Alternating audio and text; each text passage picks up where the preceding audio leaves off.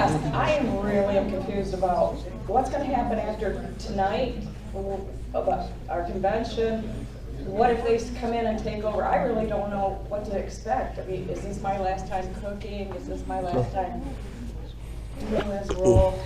Please fill us in. Can I do that? Can I add a little piece to that? Yeah. If you have a slate for the convention that you're thinking about, can you go into the details of the slate as well? Well, let me first answer Penny's thing. Since we've been meeting here, and since 2020, we've had anywhere between 60 to 150 people come to our meetings. I personally am not used to that. I've come to the meetings for a very long time, and usually it's only about 15 people. 20 maybe. We've done a lot of things. We do a lot of things. We're very involved. The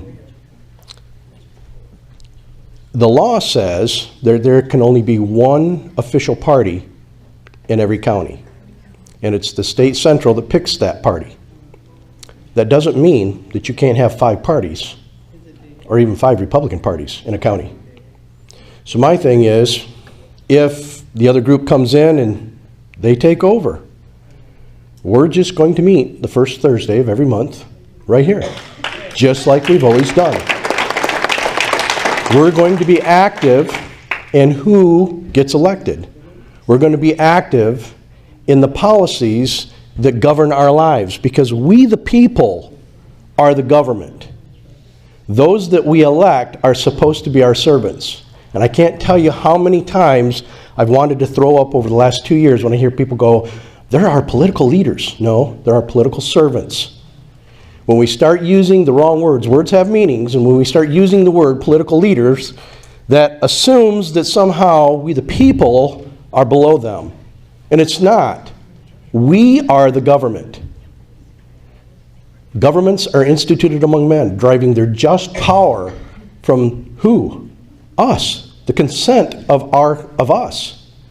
So if the other party takes over, if the other side takes over, I really don't care. Because I'm still going to be active in my community. I'm still going to be active in politics. I'm still going to be active in who serves me in government.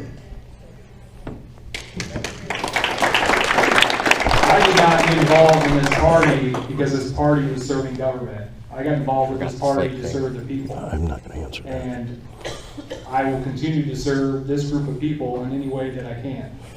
Now, I work for a company that makes me travel for work. I own my own business. My wife is getting ready to start her own business. We have 4 kids.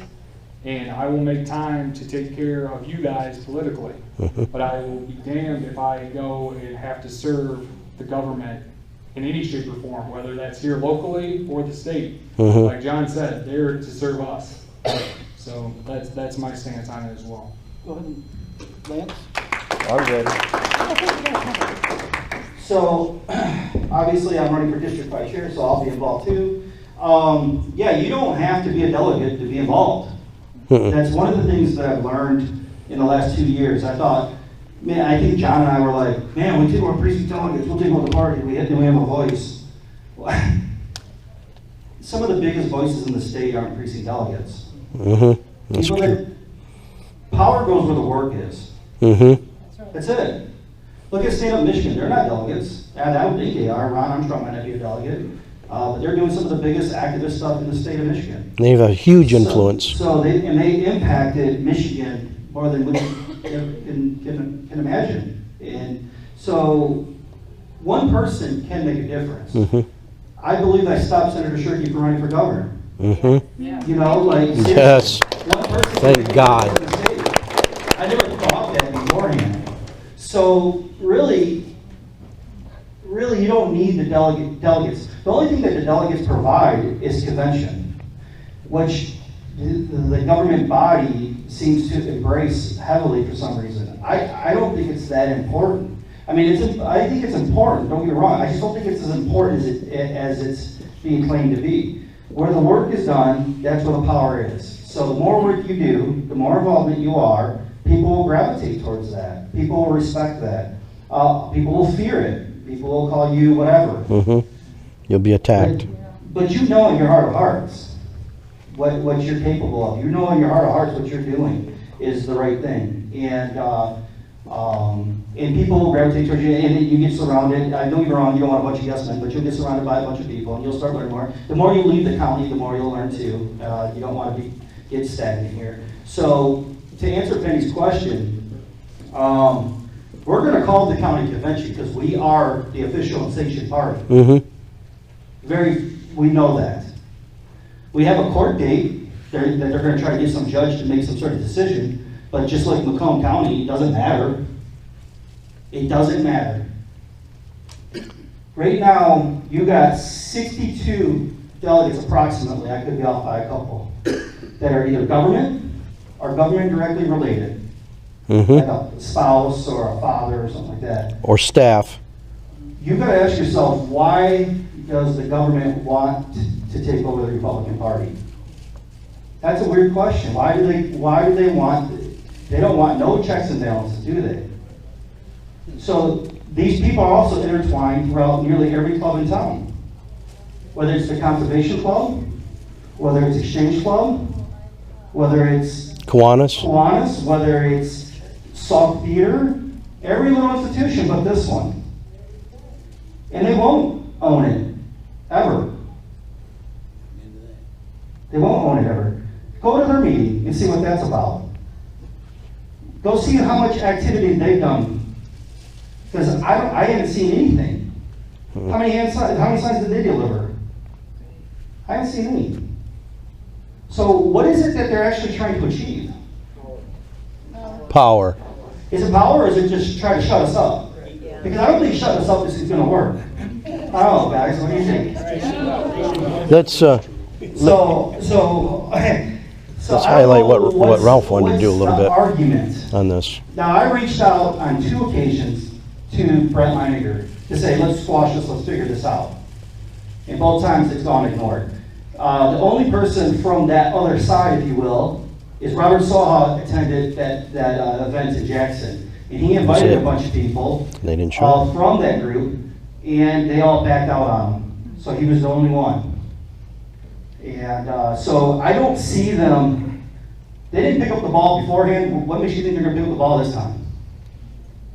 I mean, I already know half of them already quit because they got tricked into being a delegate, not knowing what they were, the controversy behind it. They didn't know. So they were tricked into it. And now they're seeing this fight, if you will. But I want, as heinous as it sounds, as blocking delegates, if you will, as heinous as that sounds, it's a revolutionary act across the state. Mm-hmm. It's not just here. Other counties, because other counties are suffering at the hands of their government.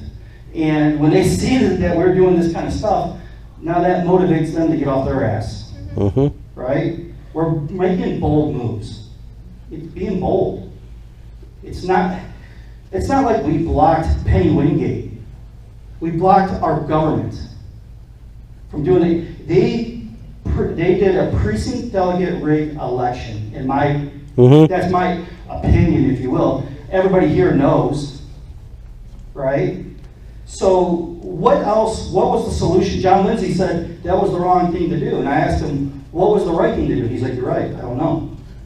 There's no solution other than being bold. So Our founding fathers were bold. GOP slapped our wrist for it. we got a wrist slap. Delegates, we went to the convention center, and we could have kicked their ass there too, couldn't we? Mm-hmm. People were on their side. The whole thousands of delegates, Hillsdale's next. Super majority. That one, right, Mike? What? Should have came to convention. Did you come to convention? Were you sitting there? I wasn't a delegate. Okay, so It was a super majority. so There's a difference between precinct delegates. 90% of that room, Mike, was in support of us. Mm-hmm. See, what I think is going on is you've got a government body in Hillsdale that don't leave the damn county. They're like caught in this little, well, it's a clique, of course, but I mean, this little farmland that's out here, this is the little dreamland that's here in Hillsdale. Hold on, I'll let you ask a question in just a second, Mike. I I find it strange that they don't see outside this county. But then again, I think there's a Bible quote talking about a prophet in his own land to be feared and hated. Scoffed. Scoffed at. So we do have that going on here. And it is a community where you have to have the last name to be the quarterback on the football team, right? I grew up in Flat Rock, Michigan. It was a small community. And the coach had his kid as the quarterback. And that's kind of like what we got here in Hillsdale. I mean, I don't see it much different. But power goes where the work is. So I'm going to continue to work. And it's not that I want power, it's the fact that I want my daughter to grow up in a free, I want her to have freedom. I want her to have liberty. And I'm doing this for my posterity. I'm doing this, I have to say it almost nearly every single day. I do this for Annette and Matt. I do this for Steve and Maria. I do this for Chris and Penny, the couples that come in here and actually pick up the damn ball and start working. I do this for Josh. I'm doing this for the people that are actually working. I've never seen Steve Veer work other than be late to a meeting. I've never seen Mike Clark actually work. I know he probably did 20 years ago, but I've never seen him work in the party. I've never seen any of those people work. Any of them. Not even 5 minutes worth of work.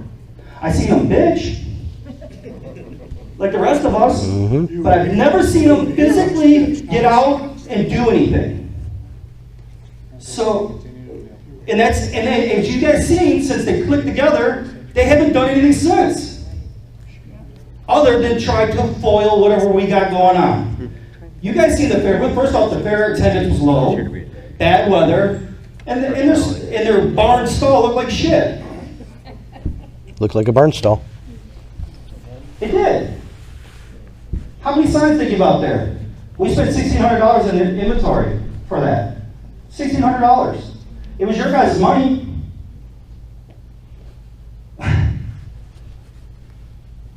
Let me. Go ahead, Mike. Why don't you ask your question? I don't have a question. I have a statement. You haven't been paying attention prior to a couple of years ago. That's what I said 20 years ago. I was on state committee for 18 years. You don't seem to know that. I was on the District 7 committee for longer than that. And you don't seem to have any idea how that works. Well, let me answer that a little bit. My dad was a carpenter. He had 3 boys. I didn't see all the houses my dad built, but I did see the day that he retired and he handed it over to the 3 boys. And the 3 boys went on and started building houses. So at some point in time, it's time to retire. It's time to hand it over to the sons and let the sons do it. The sons have picked up and we've taken it over. Problem is, Dad doesn't want to retire. Ralph Riley, where you at? Right there he is. Ralph's got a great idea and we're going to follow that idea. This is something John and I talked about a long time ago. You don't have to be voted in as a precinct delegate to actually do precinct delegate work. What is precinct delegate work? Talking to your neighbors, knocking doors, if you so desire to knock doors. If you're like my brother, he was a little apprehensive of knocking doors, but he did, and he did a good job. But everybody has skills and talents. The Bible tells us that. And we're supposed to use our skills and talents to do work. If you have a talent in writing, then in that precinct delegate army that we're going to create, we'll call it a precinct delegate army, even if you're not elected as a precinct delegate. If you can write, we want you to write. Write letters to the newspaper, letters to township boards, letters to county commission. If you like to talk on the phone, we're going to set up phone banks so that you can call. We need to be more active in local government. Everybody's heard about we've got to get involved in Washington, D.C. so that we can fix it there and have it trickle down. Everybody's heard that, right?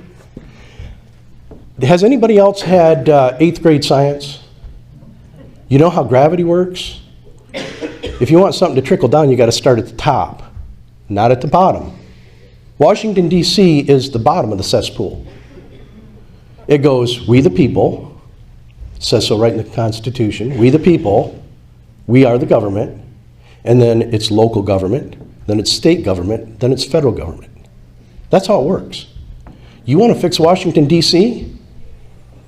Look in the mirror and fix yourself. Fix your home. Fix your neighborhood. Get involved in your township. Fix that. Fix your county. If we would all do that, and now all these other counties that are starting to wake up and do that, if we do that, we will change Washington, D.C. It's not going to happen tomorrow, but then anything that's good is hard, right? I listened to a civil rights lawyer out of West Virginia, and he ends all of his podcasts with, "Liberty's dangerous, get over it, Karen."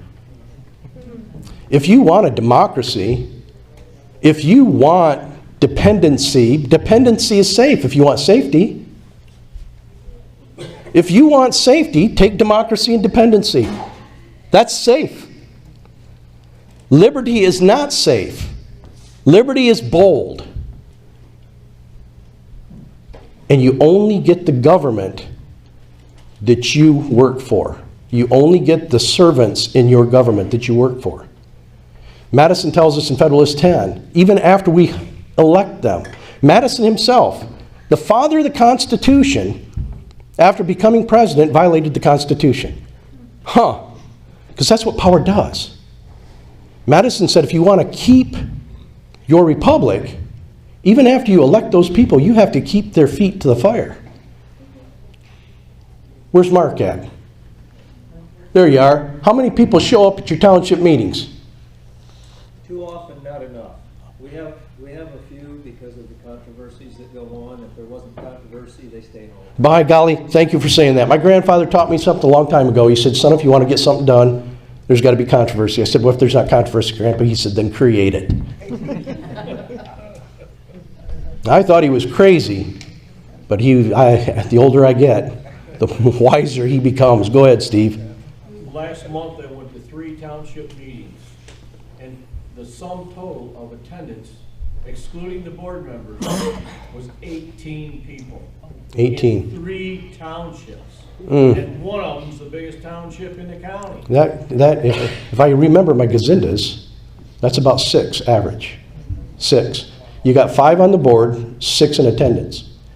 Do a little social experiment. That's a great thing. School board meeting. Get all your friends and family together, get about 10, 15, 20, 50 people, and just go. No controversy, no questions, no anything. Just go in there and sit down and just be real quiet. And you will see people setting up at the table shaking. They will shake because they don't know what's going on. Is it an angry mob? Is it a friendly mob? Don't know. But see, that's how you hold their feet to the fire. That's how you do it. Because just because you elect good people doesn't mean that good people are good all the time, does it? What do we learn from the Bible? That in each of us, there's the propensity for good and evil. Is there not? It's in all of us. And some people in power can do evil things without realizing they're doing evil things until you hold their feet to the fire and you wake them up that it's evil. But the problem is when they think that they are rulers and we somehow are subjugated to them. When we act subjugated to them, they become our rulers. We must never forget, we, the people, are the government. You know why they hate us in the Middle East? I was in the Middle East. You know why they hate us? They don't hate us because we're Christian. They don't hate us because we have Western culture. They hate us for one reason. They hate us because they believe we, the people, better than we do.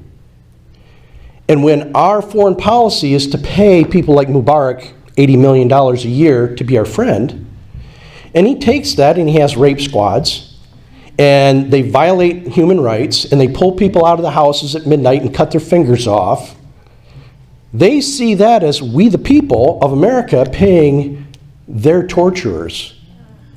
That's why they hate us. That's precisely why they hate us. They believe in we, the people, as the government more than we do.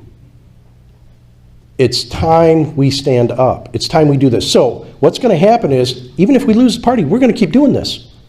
Because people coming together is what gets it done. Do you realize during the Revolutionary War, it was only 3 to 7% of the people that were Whigs? The rest of them were Tories, were loyal to the crown. And a band of nobodies beat the superpower of the world at that time. That would be like Bermuda standing against the United States today. That's all it takes. It doesn't take a majority. It's not a democracy. Give me 3 soldiers that are absolutely dedicated, and I can do more than I can with a whole company of men that are just so-so. Give me 3 dedicated people. Are we dedicated enough to keep our government a republic, or are we going to let it slip into democracy? Are we dedicated enough to do that? Are we so tired that we don't care what our children have, what we hand over to our children? Because if we don't fix this now, we are on a knife edge. We're getting very close to toppling over to democracy, in which democracies are transitional governments that take us to a socialist revolution. Let me take it from there. Or unless you got some, Josh. No, I was just gonna say. So we did win a lot of state rep seats across the state of Michigan. We got a really good chance to get a conservative as Speaker of the House. If he gets in, very first month, he plans on forensic audit of Wayne County. That's the very first thing he plans on. Amen. So, we got to credit that he gets it. I mean, we're close. But it's staged for 2024 though, right? By the way, this is unusual that we have this panel. We usually have a guest speaker come on and then we have like a governor candidate come up and speak. So just so you guys are aware. Which this is very unusual where there's this like. And if we're speaking and you have a question, come up. We'll stop. Ask the question. So, you know, Mike Clark has a problem with the shirt. Robert Soha had a problem with the shirt until I told him what it was about. The Hillsdale versus Everybody logo. It seems like the opposition to the government, or I guess you'd say the other side, has a problem with this. And that's odd. You know, they don't really understand what the Cinderella story is about. They don't really understand what an underdog story is. Hillsdale has 46,000 people in the county, 18,000 registered Republican voters. 9,000 people voted in our last election, right? Why in the hell would any governor candidate care about Hillsdale? I mean, Ann Arbor has 56,000 registered Republican voters in Ann Arbor. So, like, Hillsdale is nothing. The only thing that's keeping us alive here, honestly, is the college. As far as any type of institutional name, right? Or any influence. And to be honest with you, the college isn't involved in local politics or state level politics. So, like, why does anybody care about Hillsdale? Well, they don't. They do now. They sure do. They do now. They do now. We create a statewide influence. We don't have money. We're poor. We're higher than the average. We're poor and we have no people. But the other crowd would have it to where we just sit here and do nothing. With thumbs up our ass. That's literally what we were doing. When we go other counties, people flock to us. When we come to our own county, we're scoffed. We are the pariah here, but it's odd that we can go in just about any other county. What do you think, Allison? And people know our names. That's absolutely true. Everywhere we go. Allison's not, I mean, she's an Allen, but she's not really, she's from Brooklyn, and she's going to Branch. She sees us. Well, we're all over the district. I mean, everywhere we go in the district, it's well known. It's well known. Hillsdale versus everybody. At convention, it was like, wow. Michonne's birthday, go to Michonne Maddox's birthday party, and people would come up to you and talk to you, oh, what's going on in Hillsdale? David was a legend. Yeah, yeah. And that is not because of anything that special that we're doing here up on the stage. It's what we're all doing together. It's because of so many people. Yeah, exactly. Go ahead, John. Was it you that the gentleman from, at the Mackinac Island, the Republican meeting? So Matt, yeah. Oh, yeah. Matt Gates. Was that from Florida, the guy from Florida? Yeah, Matt Gates said we're the volcano in Michigan. Yeah. Volcano. As soon as he saw us, he saw Hillsdale and he goes, I know you guys. You guys are known as the volcano in Michigan. Well, how would you even know that? Go ahead, Chris. When I was at the Michigan convention with you, I was approached by, I'm gonna guess about 6 different people come up and shook my hand because they had the Hillsdale versus everybody shirt. And they shook my hand because I had that shirt on, and I had one reporter come up and interview me because I had that Hillsdale shirt. Yeah, I mean, honestly, a show of hands, how is this, outside of Mike, show of hands, is this offensive shirt to you? Honestly. Detroit has it, University of Michigan has it, it's not like we made it up. We didn't make this up. This stems from Detroit versus everybody, then it stems to Detroit Lions versus everybody. This was about a decade ago, and I was like, you know what, let me give it a shot. Still. You know? Because Detroit Lions continue to lose every year and year in and year out, right? So Hillsdale kind of loses year in and year out, right? That's kind of like my theme that I was looking at. It's a Cinderella story. To take it so literal to its Hillsdale versus every mother and child in the state is ludicrous. And it's really, to be honest with you, it's more gaslighting than anything. Sure. To try to villainize us like they did Trump, right? Like they do the conservative party, like they do these people. It's to villainize. I've been villainized for 10 years here in Hillsdale. I tell you what, you can earn respect, right? Or you can be fearful, and I could have that respect. I'd rather earn it, but I'll take the respect either way I can get it. And so, if that's the case, if this villainizes me, and what I do know is they respect me. They respect me in a fearful manner. Because I ran Steve Meckley and won in this county. Mm-hmm. That's the main reason why they're doing what they're doing. What, 1/5 of the cost? Keep their power. 1/5 of the cost, 1/12 of the support. I know their fear. And it's to get off my lawn attitude. They should be embracing these political party values that they've been missing for 40 years. I gave a class down in Angola last night. It was on medical propaganda.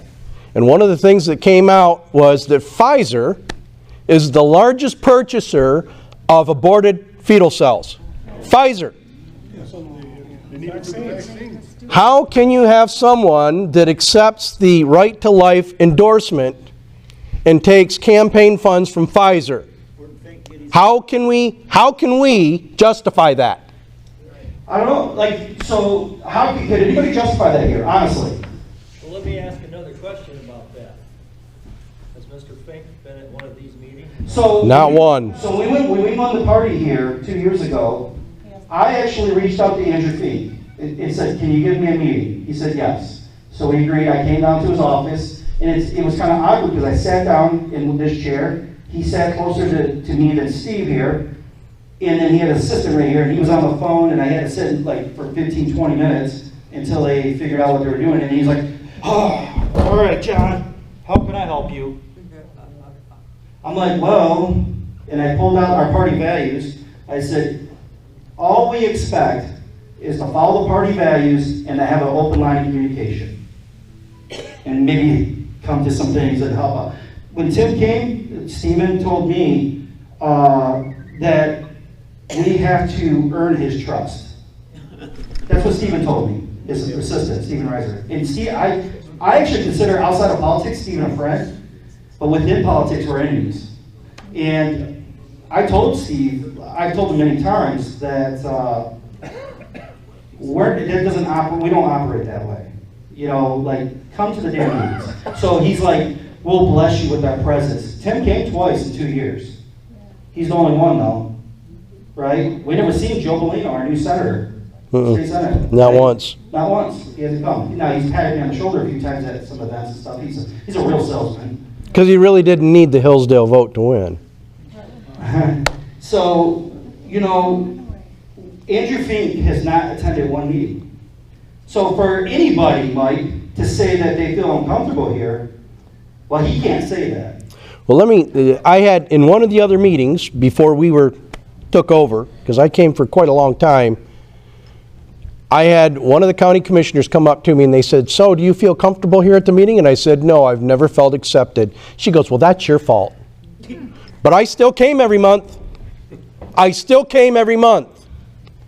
When you run for a position and you say, I will be your servants, you're serving both Republicans, Democrats, Independents, Green Party, you're serving everyone. It's not my job to feel comfortable. That's right. And if you Be here to listen. If you can't come to a hostile audience as a servant, then why did you raise your hand to be a servant? What do you think Dixon gets? You know, when she took the boss money early on, do you think she gets a hostel here and there? Of course she does. Absolutely. Right? What about Garrett? Do you think Garrett gets a hostel when he was running for office? Absolutely. Of course he does, right? I would get it, right? I got tattoos on my hands and I'm an ex-con. You don't think I'm going to get hassled? Of course I would. You don't think John would? He's John. Give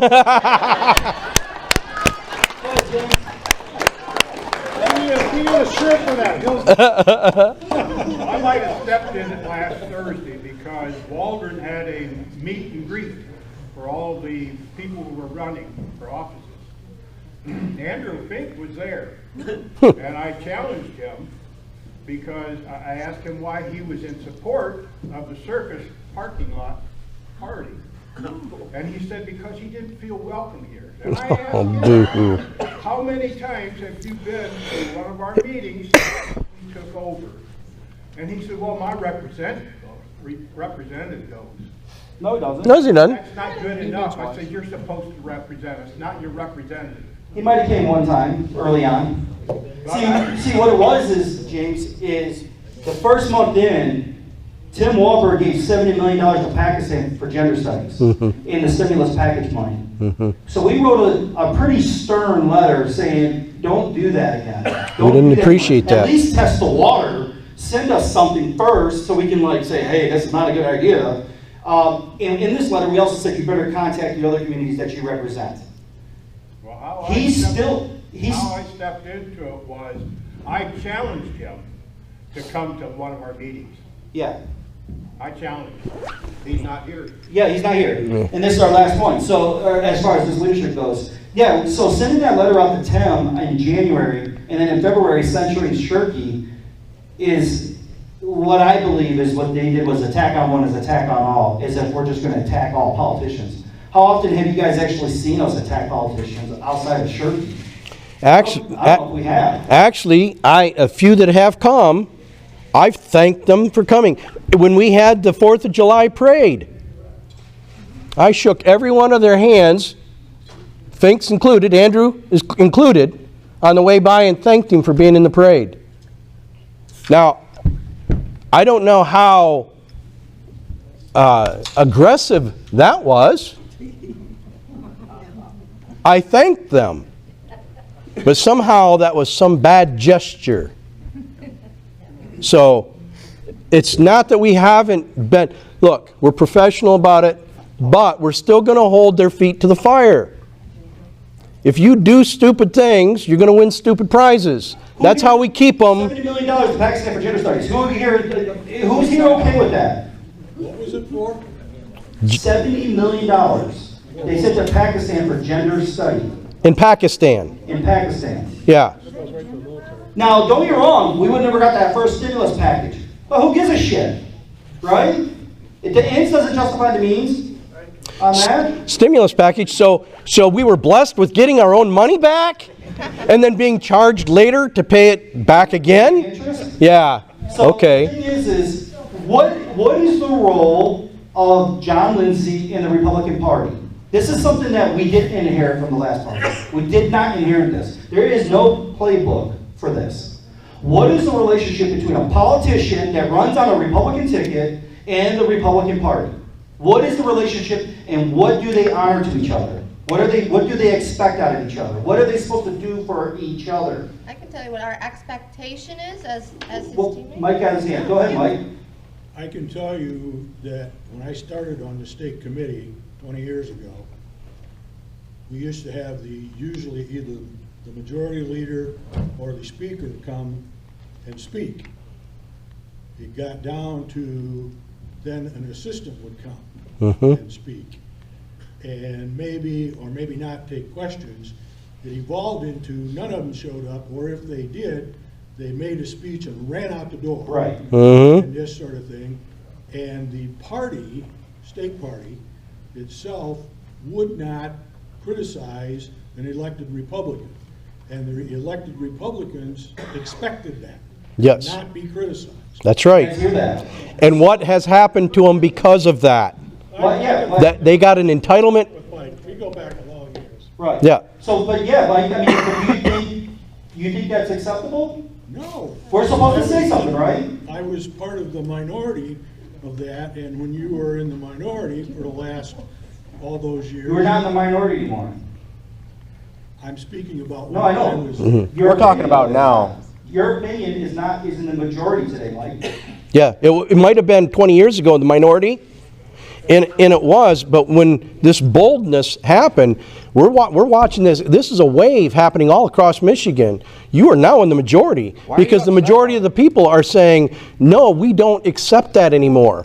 We're the party. We're not here to serve that person that's running. We are actually the ones that are supposed to decide who can run as Republicans. Up until 1972, that's the way it always happened. We went to a precinct delegate training like in Ann Arbor with 350 delegates across the whole state. They traveled across the whole state. I've been to several. Okay, so J.D. Glazer put on one, and James Stewart, and was 350 people, right? I think that's what it was. I wish I could have went. And I was teaching that. every single one of them has that opinion of what you're saying. We have to stand up and wish I say could've something to the politicians. Allison, you were saying, what's your expectations? 'Cause It should absolutely be questioned and have our feet held to the fire if there's something that's disagreeable. The point is not to run and then be against what we said we're running for. Even John, I'm friend. My observation to that is, lots of politicians say that, and I have met John once. I think he's okay. I don't know him that well. But if he's only one of 25, 30, he's got a lot of trouble. You're right, the Senate is in trouble, right? There's only one, maybe two conservatives. He's trying to build a coalition, if you will. And he will. In 24, we got a better race for that. I don't really have a feel for what's going on with the Senate. Yeah, the Senate, well, it's been compromised for 20 years. So since you started 20 years ago, it's been compromised ever since. Right. The Senate is in big trouble. It's horrible. And it's really bad. So that's why we need Speaker of the House, Mike. Oh, sorry, Matt. Go ahead. If I could follow up on that, I'd rather have one than none. Amen. Well, at least he represents Hillsdale. Amen. Now, let me finish, but there was also one when Jackie Robinson played in Major League Baseball. So you gotta start with one before Yes. 2, 3, 4, 5, 6. We got Steve Lanius on the county commission. Yes. You gotta have one before you get 2 and 3 and 4. So The problem is usually when one gets there, one of my favorite sayings is from Mark Twain. He said, at the beginning of a cause, the patriot is a scarce man and scorned and hated.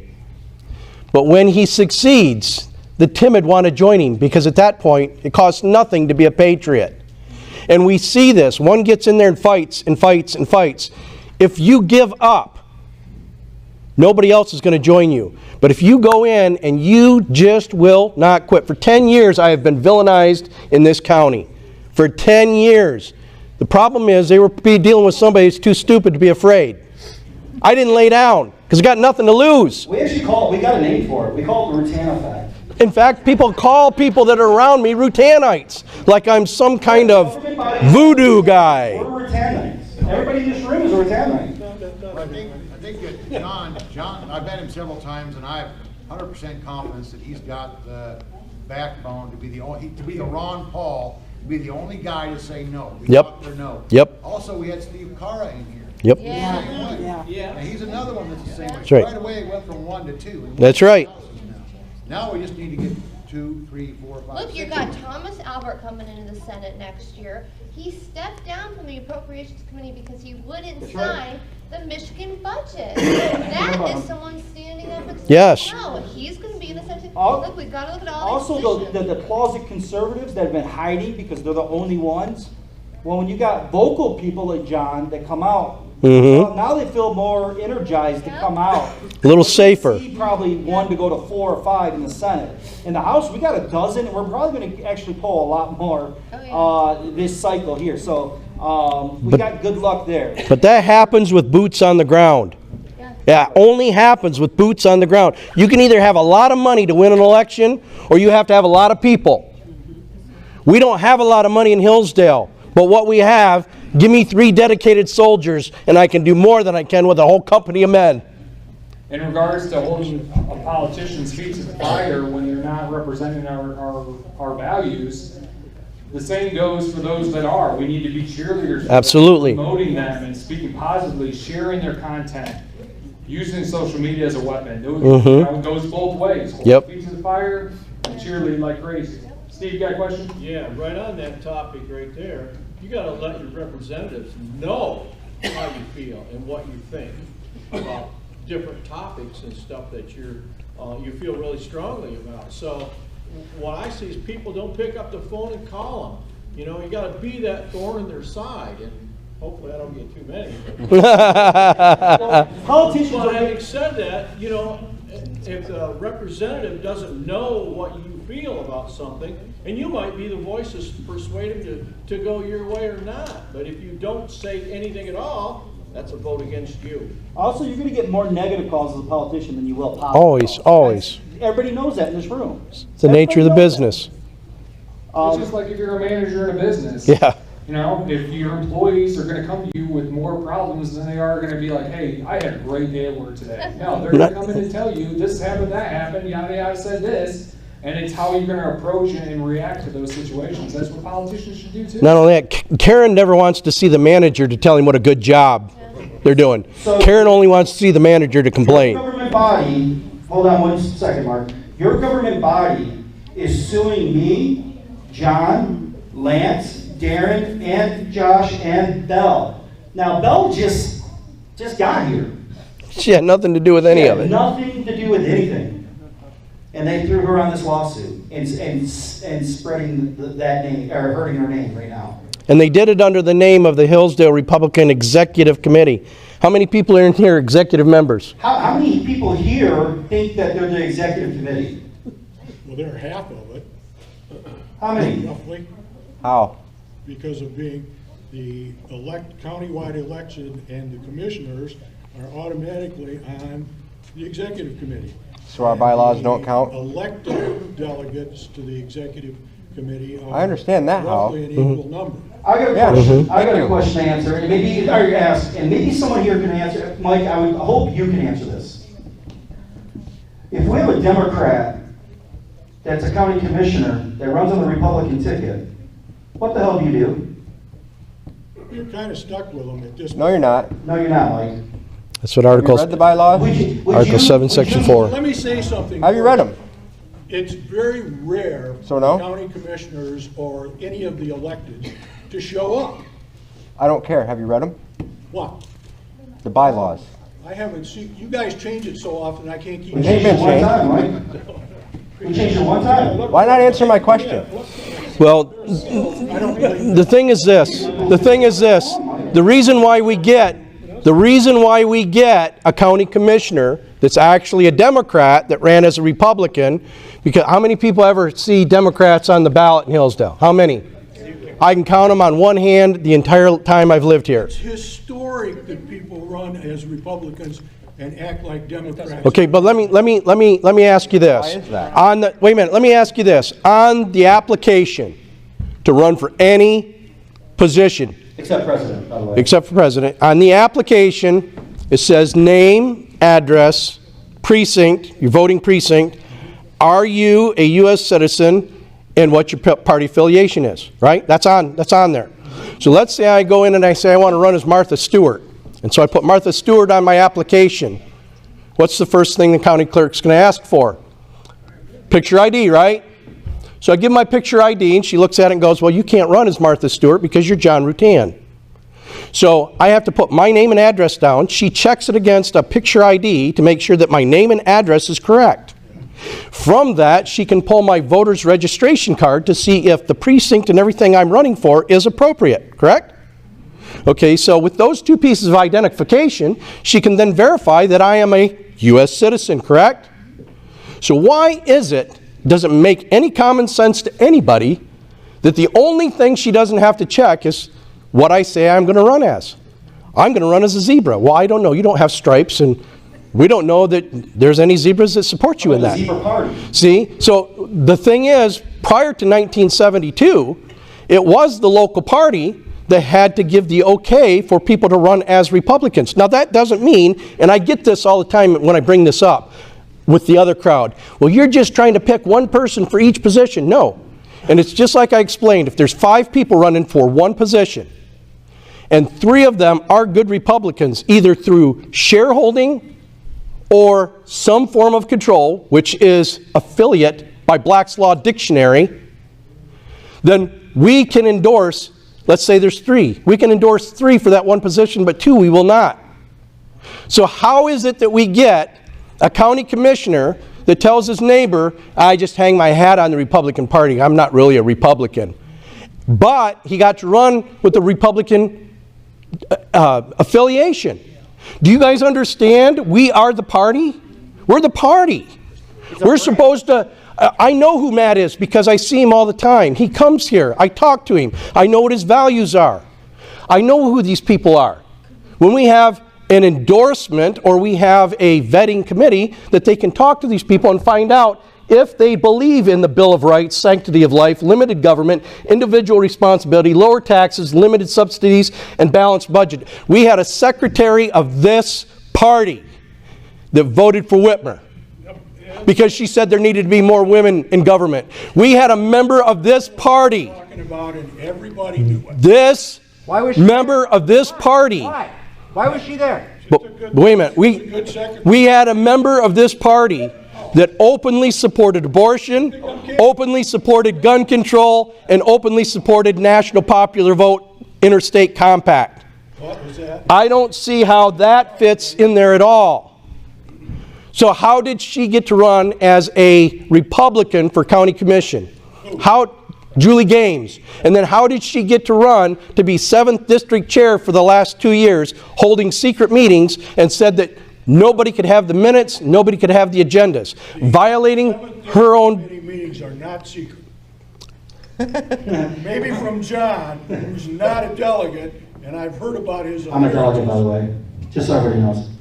But do you understand what I'm getting at is we have gotten... She was elected the district chair because she ran a much better meeting than Hank, her predecessor. But my problem is she didn't embody or follow the values of the Republican Party. So she's really a Democrat. Not only is she a Democrat, she actually, in their District 7 meetings... She just went to Michigan, that doesn't matter.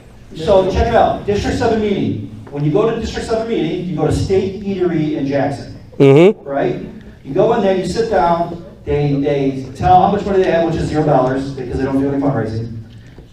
They talk a little bit about what's going on in their counties, because these are a few counties that are getting together. They have some steak, and they go home. So it's like our old meeting. It's like our old meetings here 2 years ago. Yep. Hank, until Julie became chair, Hank talked to her. Okay, so nothing got done, nothing got done. So it went from bad to just as bad. So Mike. Yes, John. What's wrong with us calling that out? I think you're overstepping, but I get your How? point. Please tell us how. Back in the 80s, You're over-interpreting David the Duke ran position. as a Republican How? in Wait a minute. Louisiana. I remember David Duke, but he was the Grand Master Klan. Yes. Part of Louisiana.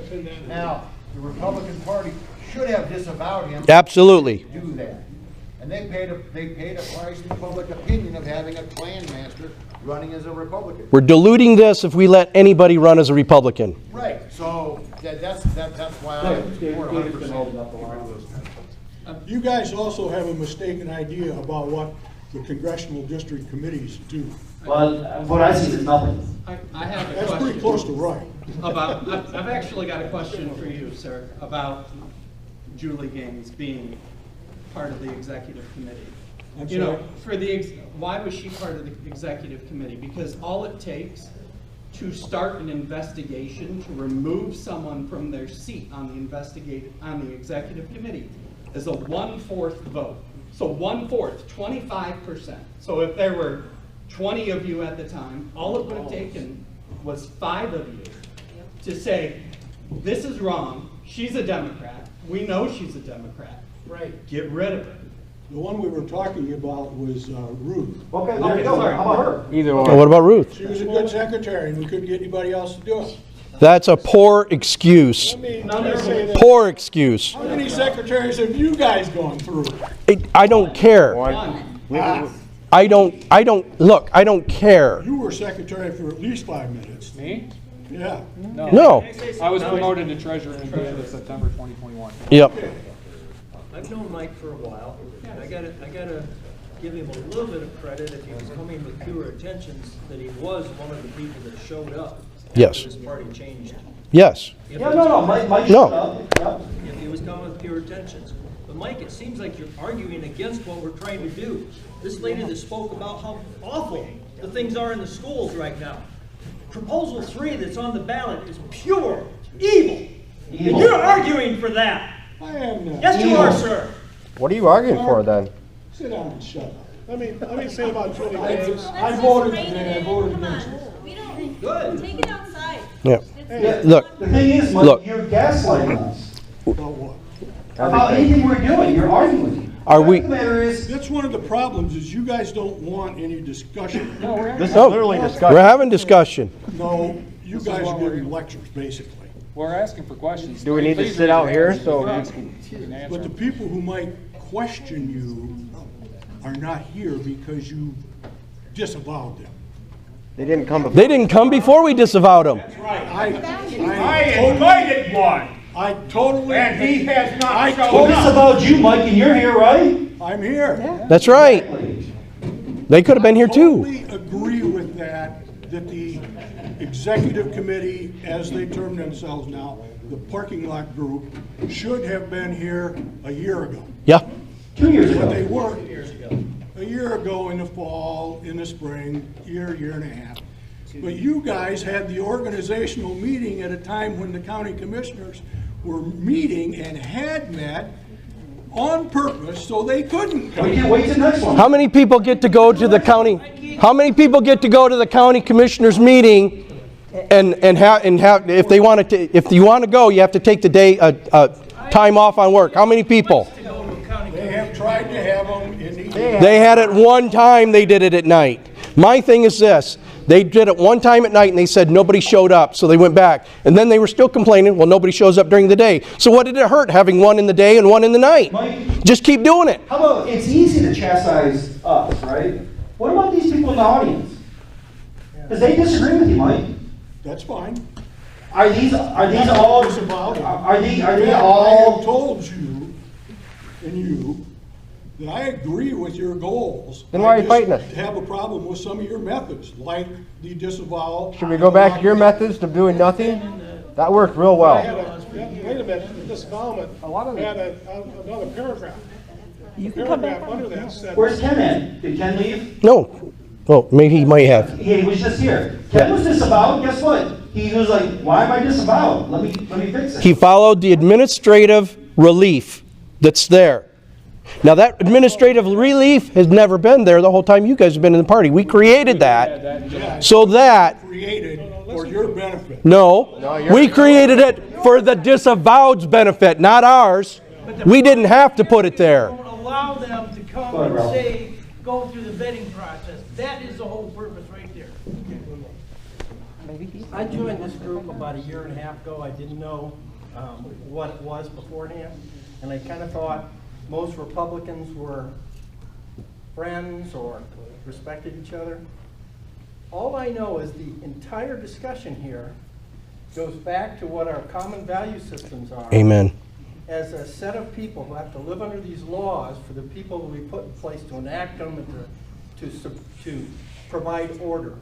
And all I've heard out of you is how the convenience of the governing bodies need to be taken care of over fighting for the concerns of these things. Amen. And I think that's the reason why. And you may not intend to do that, but I just want you to say, that's all you sound like.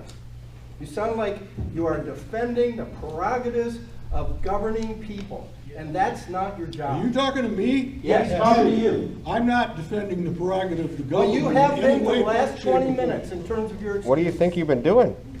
That's what you've been doing, Mike, this whole time. Now see, we get accused of not listening, but maybe you need to listen too. He's not me. He can't hear what I hear. That's exactly what I've heard. I heard exactly what he heard. So everybody else did too, right? Everybody? So I don't mind Mike being here and kind of questioning things because it's allowing you all to hear. And we need to have that questioning. Some of that. And that's kind of what we wanted to do tonight is, you know, hey, what thanks for coming, by the way. Yes. What can we do better? What do you want to see us do in the future? Don't say you have to do it my way because you screwed up in the past until you fix that. You guys are bad guys, and that's what I'm hearing. I just said I agree with nearly everything you agree with. Outside the convention, what do you disagree with, Mike? Specifically, not much. I disagree with some of your methods. Like what? Outside of Name blocking one. the convention or disavowalment, name something else. Because you gaslight for the last 2 years. Short notice. I haven't been around that much, and I've been fairly quiet. But you're saying tactics. Well, you disagree with our tactics. Like what? The shirt? I don't care about the shirt. The precinct delegate fix it. Yeah, go ahead. Locking them out was a bad move. Well, Marnie Cast and some other elected officials, fixing the election was a bad move. First of all, I'm going to acknowledge if I had 100% Democratic ideals, I would run as a Republican. He's a pedophile. Yeah. Should we That's kick just a him out? matter of fact, logistically. That's right. So John, I was really digging your explanation up until right about the point you said, up until 1972. So what changed in 1972? And that's kind of about Here, John. Yeah. Explain that. That was my first year. It went off the grid. Things started to go off the Oh, rails. by Yeah. the way, Marcy Jankovic from Jackson County, she's a patriot up there. She remembers this switch. She said it was a big deal in '72. Yeah, see, I researched it back to 74, and I was saying 74. He was talking to her, she said, no, he's wrong, it was 72. But everybody else told me, oh, no, that's not how it works. Well, one of the self-evident truths, let me say this. Patrick Henry said, I have but one lamp to guide my path, and that's the lamp of experience. I know no way to judge the future but by the past. So we have a tendency to, when we experience something and it's a certain way, we think that that's normal and it should always be that way. And if it changed sometime before we got there and we don't know the history of it, then what happens is we want to fight that history because, no, it's always been this way, right?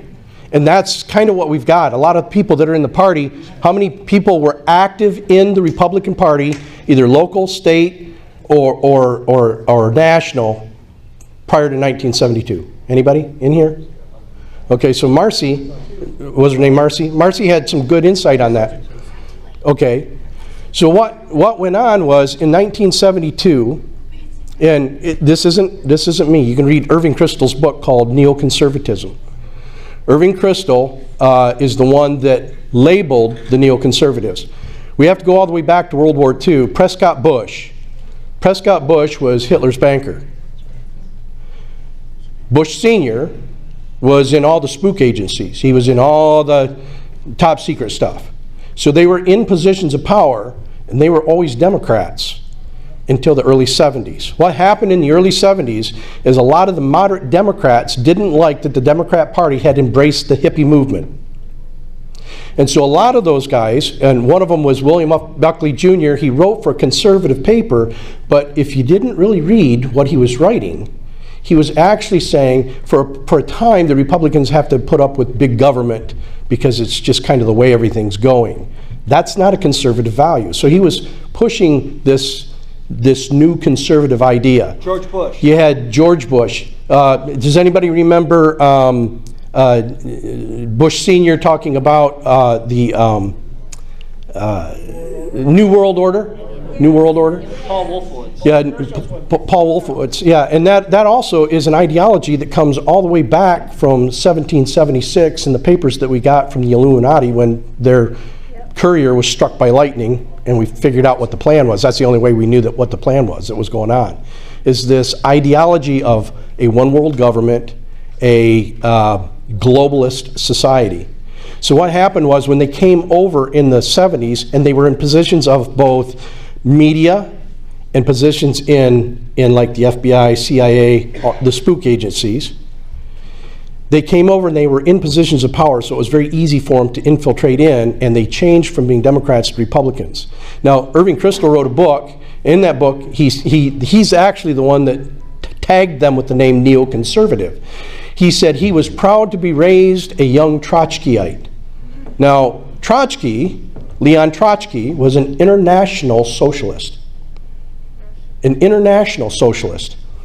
He also said in that book, Neoconservatism, he said, the neoconservatives agree with the New Deal, they just don't feel that it went far enough.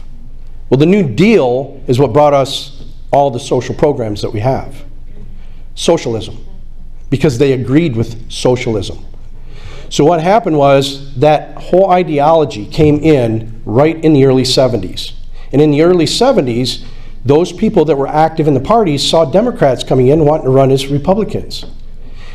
But if the party had to say that they were Republican to run as Republican, they knew they were never going to get in there.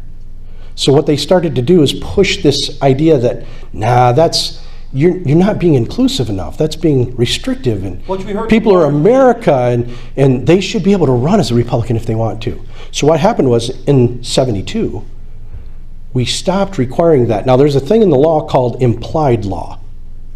When we look at the election law in Michigan, this part of it hasn't changed. It says that the county clerk has to verify your identity, verify your address, verify your district by your voter's registration, and verify that you're a U.S. citizen.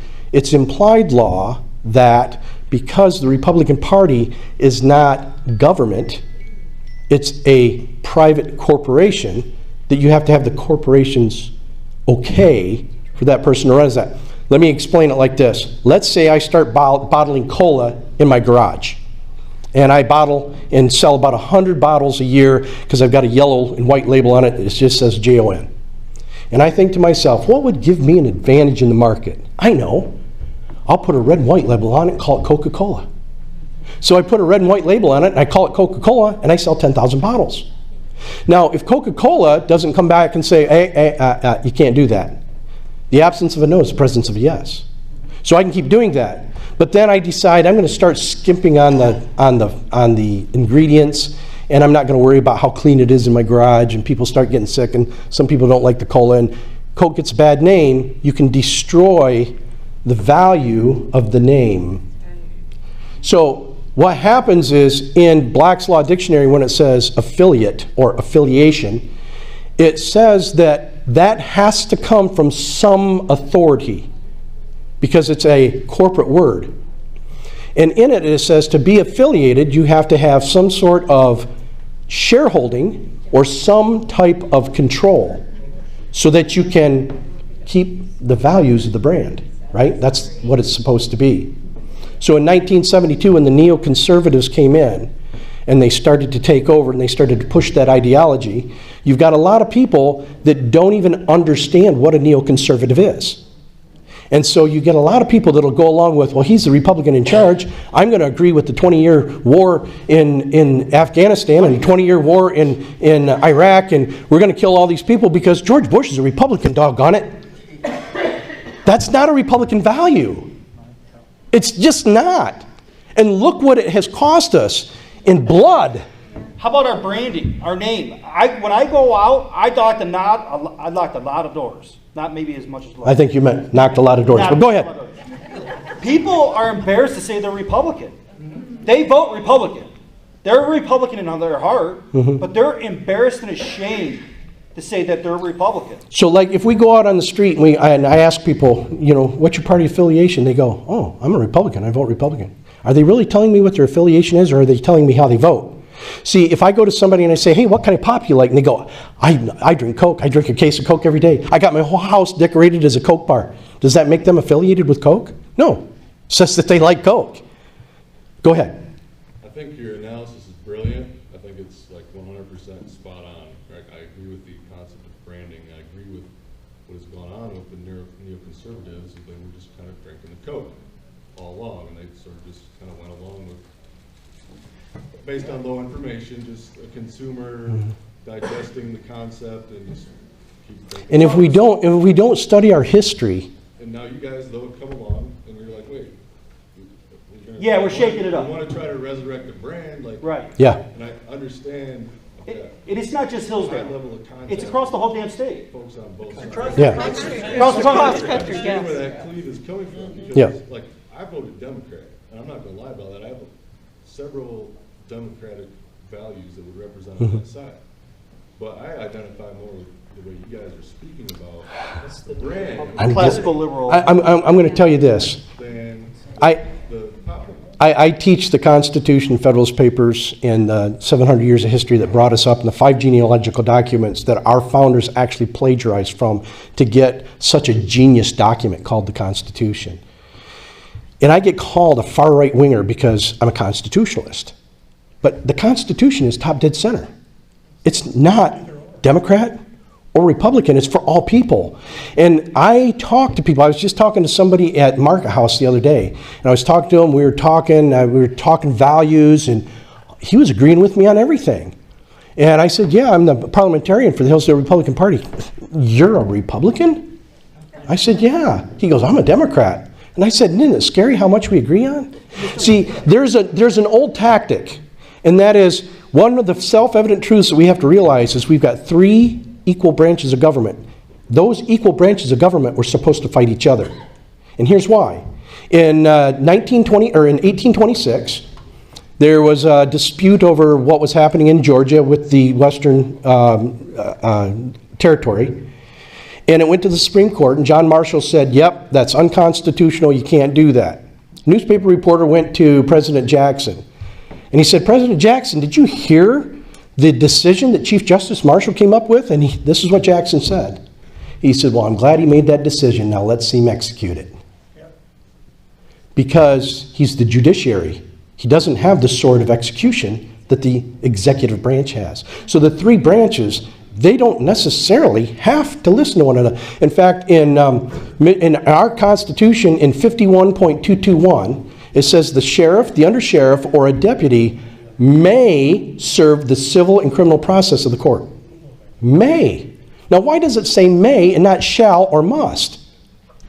Because he's an executive branch officer, he's not a judicial officer. He doesn't have to do what the judge says in civil and criminal process. Let's get to Mr. Mason. So, okay, so what I'm telling you is we've had the news media and everybody trying to convince us, because our government has coalesced now, the 3 branches don't fight each other, they've come together in one unit. And now what they're doing is they're trying to decide, they're using one of the oldest tactics in the world, divide and conquer. Every Democrat thinks I'm a horrible Republican because they see me as McConnell. They see me as Shirky. MAGA. They see me as all these bad things that I don't even like either. And Republicans hate Democrats because they see him as Schumer, they see him as Pelosi, they see him as AOC. And most of your Democrats on the street don't like them either. So it's we the people have got to come together and control our government, because our government is trying to divide and conquer us.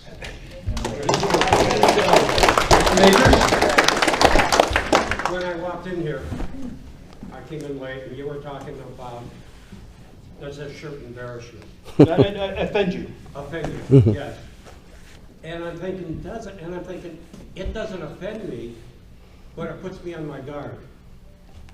And what we have to do as Republicans, as patriots, is to be able to step out of our comfort zone and be comfortable wearing this shirt. Be comfortable being called a Republican, be comfortable being called a patriot, because this damn country is worth a hell of a lot more than what we are giving it now. Absolutely. What these people are voting for. Absolutely. You know, as far as moving forward, what do you guys think about Josh being the chair?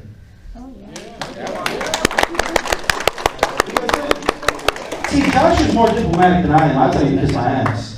Josh won't do that, right? Like, so He's not that young. I'm aware of my faults. I know where what I struggle with. I know that moderates don't like my language or my attitude. But Josh, on the other hand, Josh is actually a really nice guy. You know, he seems to get along with them a little bit better than I would. And you know, there's nothing wrong with diplomacy. I'm not saying we have to bring in moderates and dilute our party. That's not what I'm saying at all. What I'm saying is we need their vote. That's one of the challenges, right? How do you have a Republican Party, have a bunch of neocons, Democrats in it, and rhinos in it, and then patriots and conservatives, and then we're all throwing mud at each other, but we all got to vote to get a Republican in office. Or to get a conservative, someone that believes in conserving the principles of the Constitution. So that's diplomacy. To be honest with you, I'm actually not that bad at it. One of the things people are mad about John, and it's another, it goes back to something my grandfather said. He said, always throw your skeletons in the front yard. I said, why is that? He said, because if you get them in the closet and enough of them get in there, one of the days the door's going to fall open, they're all going to fall on you and kill you. He said, if you throw them in the front yard, people walk by them long enough, they don't even remember that they're there. The reason why they don't like John is because John has always had his skeletons on the front lawn. To this day, Shirky gets mad when he goes, "You're a criminal." John goes, "Yeah, I already said that." He gets all angry because he couldn't hurt him with a skeleton.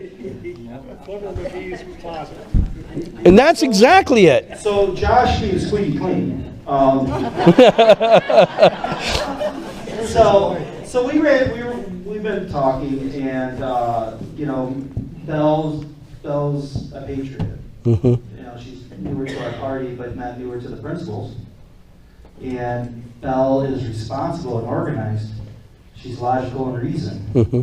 and she's outstanding.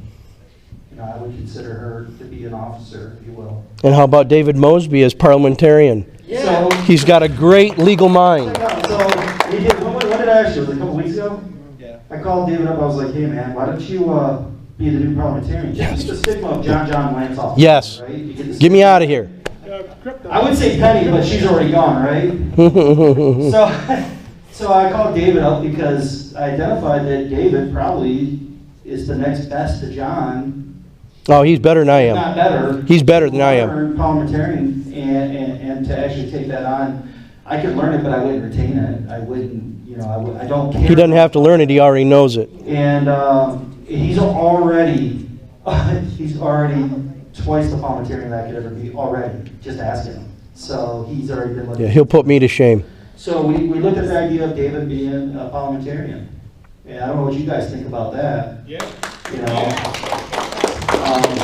David almost gave up about a year ago. He was like, "I'm done. I'm busy working and stuff." And then he sees what happened with Marty Cass with the precinct delegates. I don't know, Mike, if you condone that stuff, but you know, I think most of you know our apportionment hearing. She was very adamant about taking us from 133 slots down to 100 slots. And why Glenn Trumbull gets up there and says how we steal money. By the way, yeah. I've never seen so much money in the Treasury. The other thing is, everywhere John has gone in the state, he's paid for out of his pocket. Everywhere I've gone in the state, I've paid for out of my pocket. Everywhere that Josh has gone, he's paid out of his pocket. We put the Lincoln Day dinner on, and a lot of that came out of our pockets. I was $3,000 behind my bank account at one time for the party.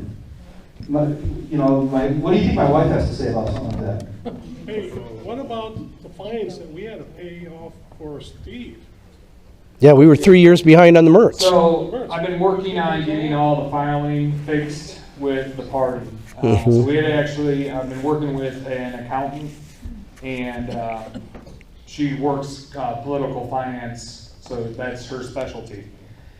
We actually had to go back through 2019 to amend things with the state. 2019, the party took money from County National Bank. That was an error that caused some issues with our filing from 2019, so we had to repay that money back this summer to fix 2019 filing. And truth be told, I messed up last year because I became treasurer at the end of September, and I had to file a MERS report in 3 months and had zero idea what I was doing. And the state makes it very difficult. If I spell Jonesville wrong on filing, it's an error. And it's everybody's seen it. It's not user friendly. It's horrible. Pick it up here. It's horrible. And so we had to fix last year's filing because I did it wrong, because I had a whole bunch of errors and I didn't realize I was making the errors. However, we've gotten everything fixed, but that's what you're referring to is a $125 fee that we had to pay back, and I had to pay a $400 amendment fee to fix it. You know, it's for all of us, and I don't care that it happened then because, you know, we got to get it up to speed for us now. And moving forward, like, it needs to be done. I can't say, you know, it sucks that we're going through and fixing crap that happened with, and I wasn't a part of it. You know, I didn't even know the Republican Party. This goes back during 4 years ago, and who was the treasurer then? Well, I mean, that was never paid off. Like he said, the past doesn't matter. We're there, but it's always easier to maintain something than it is to regain it. And he stepped into an absolute hornet's nest to try to regain something that should have been maintained. Like, if I'm not mistaken, when I was looking at the old merch report from 4 years back, so I was a temporary treasurer for a few months. I got one merch report in, but there were 3 merch reports behind. And so I got one in, so that means there were 2 merch reports behind when I handed it off to Penny. Well, before me was Lauren Fink, and Lauren Fink did absolutely nothing. Now, I'm not going to actually blame Lauren Fink, because who knows if she knew how to do it. That wasn't her fault. yeah, I'm not actually sitting here going to blame. We're just saying it got dumped in her lap too. I'm not going to blame Chris French. I'm not going to blame Lauren Fink. I'm not going to blame myself, and I'm not going to blame Josh. The way that we stepped into this is when I walked into Steve Veer's office that was in control of the Republican Party, I threw away 7 garbage bags of trash from the office. It took me a long time to clean this office. He was so disorganized and disarrayed. I mean, there's just papers in every direction, and I'm trying to bookkeep it here. I'm bookkeeping for an accountant for these 2 weeks, and but I got one merch report done. Then I passed it off, and I think it was Chris first, and then Penny. But neither of them did anything either. Josh is the first person to actually pick it up. He just said, "I'm going to do it." Outside of me, he just said, "I'm just going to do it." He didn't ask for my help. He didn't ask for Rutan's help. He didn't ask for Steve Veer's help. And he sure didn't ask money. He did it on his own. It's a huge job. It is. Huge If job. you asked me, I'd have said no. For 4 years, or for 6 years, approximately, I've never seen anybody do it properly. Yeah, 6 it's years. tough. So this idea when Glenn gets up and says that we're stealing money or our books are not looking good, he was a chair before. Why were they bad when he's an executive committee officer in our party? Why didn't he just pick up his britches and do it? I think that there was a good treasurer when Glenn was chair. I think it was Marnie, the registrar. But I'm not absolutely sure of that, because Glenn got no cooperation from anybody. No, I know. I used to go to the meetings when Glenn was chair. I remember when he brought up a resolution to impeach Obama. And I remember how everybody, what you guys used to call the court crew, showed up and decimated him on that. No, I was there. I went to those party meetings. I agree with you, because that happened every once in a while when the executive committee of the county elected showed up. You knew you were in trouble. Yep. So They should be showing up every meeting. Back to the treasury. That too, but they weren't exactly made welcome.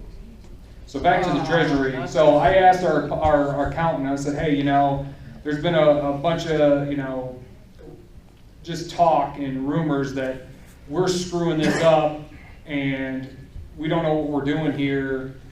You know, is this common, or are we going through a process that's unique to Hillsdale? And she said, heck no.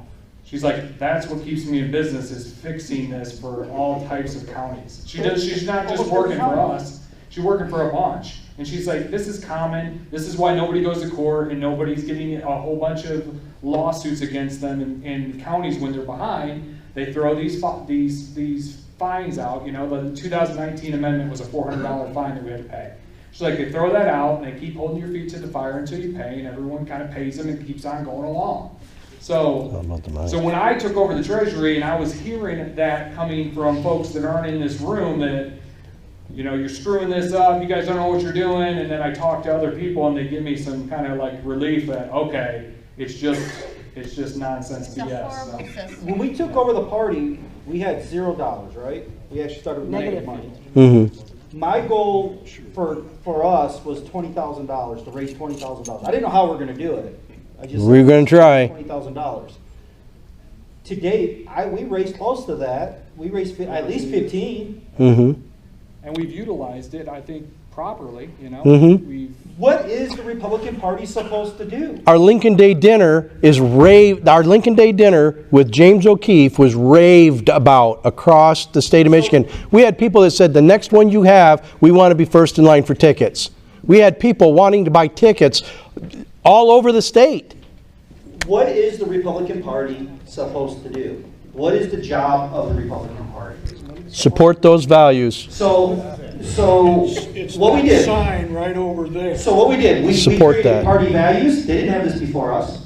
We created a mission statement that we They never had seen them, before they just us. didn't have them on the nice little billboard. Well, I don't know. I never seen them, Mike. But these were supposed to be. It wasn't written down like that. But they were supposed to be the leaders of industry and business and government. So we created party values. We created a mission statement. We printed bylaw books so everybody could access them. We created a logo. We created a brand. Damn near every month for the last 2 years, we had monthly meetings where we brought in business owners.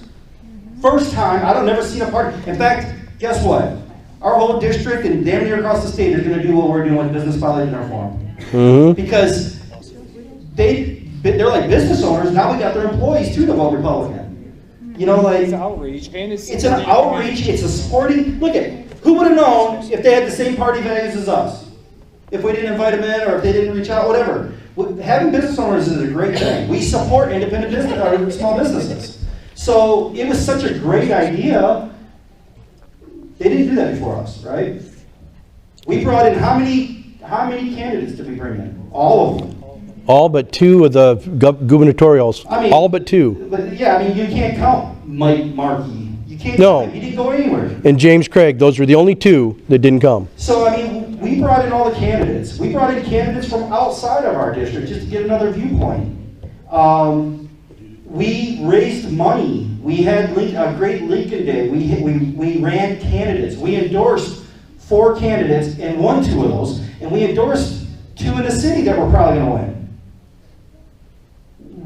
It sounds like what we did was what we were supposed to do. We're advocate for the conservative values. We go into these townships. I don't know, prior to us, I get people messaging on Facebook, hey, what are you going to do about this over in this township? And I'm like, what did the last Republican Party do? Nothing. Since when does the Republican Party have any government say on policies? Well, we do now. And so they look to us now. And so Now you know why the fight. Now you know why Marnie Cass fixed a precinct delegate election. So I don't know what else more we can That's do. an allegation. John, Yet to be proven. one of the most important things we're doing here, along with these values, is drawing a line in the sand. Yep. These are our values. And Good. we don't deviate from them. That's right. We're not all inclusive anymore. We had one county commissioner said, well, that's ridiculous that we should have to follow that because everybody interprets the Constitution differently. Right. Or how about this? I believe in That's all the of one them. that's the one you just beat. I believe in all of them except this one. I believe in all of these. These are all great except this one. Right? Is that acceptable? No, not at all. ISO Eagles would have you guys were here. Is that acceptable? What he said? He said no. Where is he? Who? He voted to take us to court. And I want to tell you what else is not acceptable. Marnie Cass is an executive member, less being disavowed, as Mike pointed out earlier. This executive member of a Republican Party participated with the Democratic Secretary of State to strip our township clerk of her duties. This is a big deal, guys. Who is a constitutional officer. Constitutional position elected by the people of Adams Township. Now let me tell you what else she did. I don't know if this will come to light otherwise, but it's facts. You can go and look. Because Marnie Cass sets as one member of the County Election Commission. The County Election Commission hears recall language. Recall language has to be true, factual, and it has to have happened during the time that let me back up. The language itself has to be true and understandable. Okay, factual and understandable. Verbal plenary. But the law says that the reason for a recall has to happen, it has to have been done by the official being recalled during the term that they're being recalled from. Marnie Cast is under lawsuit from our clerk because our clerk is suing to get her statutory, constitutionally, Michigan Constitution statutory position back. Marnie Cast is one of the ones named in that lawsuit because how they interfered in our township, how they went right in and picked up the electoral stuff. And I might say without ever contacting guys. I went to that election, their school board election. So what happened was Stephanie wanted to keep the equipment for 22 months by law that she's allowed to do. Mm-hmm. She's mandated to do. Yeah, I mean, we the people mandate that, right? So Lance and I go there to see what the hell's going on, just a poll watch or challenge. I was trying to figure out what the hell, what is Stephanie going to do? They're running the election. The county's running the election in Adams Township. Yep. Which is bizarro. It's wrong. If you really think about this is strange. So I go there, and Abe Dave's running this, like, he's in the one office, and he's like, put his feet up on the desk, and it's late, so there's not as many people coming in to vote. And Stephanie says, I think the basement door's unlocked. And I'm like, well, what does that mean? Well, that's where they keep all their election equipment. This is back when, everybody knows there's election fraud, right? Security stuff. All the past ballots. So all the past ballots, all election equipment, past ballots, everything's down in the basement. But it's supposed to be under key and lock at all times. So she's telling me this, that the door's unlocked. I'm like, what do you mean the door's unlocked? That means anybody that walks through the door has access. This is a chain of custody problem. Absolutely. Just like when the sheriff had the evidence door unlocked a few Absolutely. years ago, and John Schilling drove by and seen that door is open. That means all the evidence that's in that locker or cannot be used in a prosecution. in theory, should not be used in court. It can't be. It shouldn't be. Which It was. is too big to fail for the sheriff department. Mm-hmm. All right? So, like, again, it's too big to fail in Adams Township. Abe left the door unlocked. Well, what happened was Abe actually went inside the basement. I don't know where he has this authority, but he went down in the basement, grabbed all the 2020 ballots, everything, and put it out in his trunk of his car, and then left the door unlocked. This is what Abe did. I don't think he was told even to do it. I think he just did it on his own. I could be wrong about that. So Abe Dave, your deputy clerk. So I went to the basement door, of course, because I don't give a shit. This taxpayer don't. I didn't care. And I went, and on video camera, Lance standing right behind me. I opened the door, and sure enough, I have access to the basement. They didn't even see me go in there. I could have went down there and did whatever I wanted to do. I don't know about you guys, but not only do we got that, you got your county clerk. Yeah, I want to finish. But go ahead. He's got one more. Election Commission, am I saying the words right? It's the election committee board, which is Marty Cass, Michelle Bianchi, and Stephanie Kaiser. Two of those are executive members of this party. Mm-hmm. So, the language on Stephanie's recall was basically this. I'm not going to have it word for word, but it's basically she was sent a letter by Jonathan Brader, the Secretary of State. Is that an action that Stephanie did during her term of office? Marnie Cass motioned to approve that. She made the motion. Which was completely unethical. Here's what our clerk believes, is that if, now this is what do they call it, conjecture or supposing. If this lawsuit, or if Stephanie is recalled from office, the lawsuit goes away. Because she's not holding the position anymore. Now, Mark, the last election, the 2022 election, there was somebody that was on the ballot in Adams Township and actually was helping to run the election. That's against the law. She handled the ballots, and she was given approval to do that by Marty There you go. Unethical and illegal. So Mike, as the Republican Party, prior to us, we know we did nothing, right? What can we do?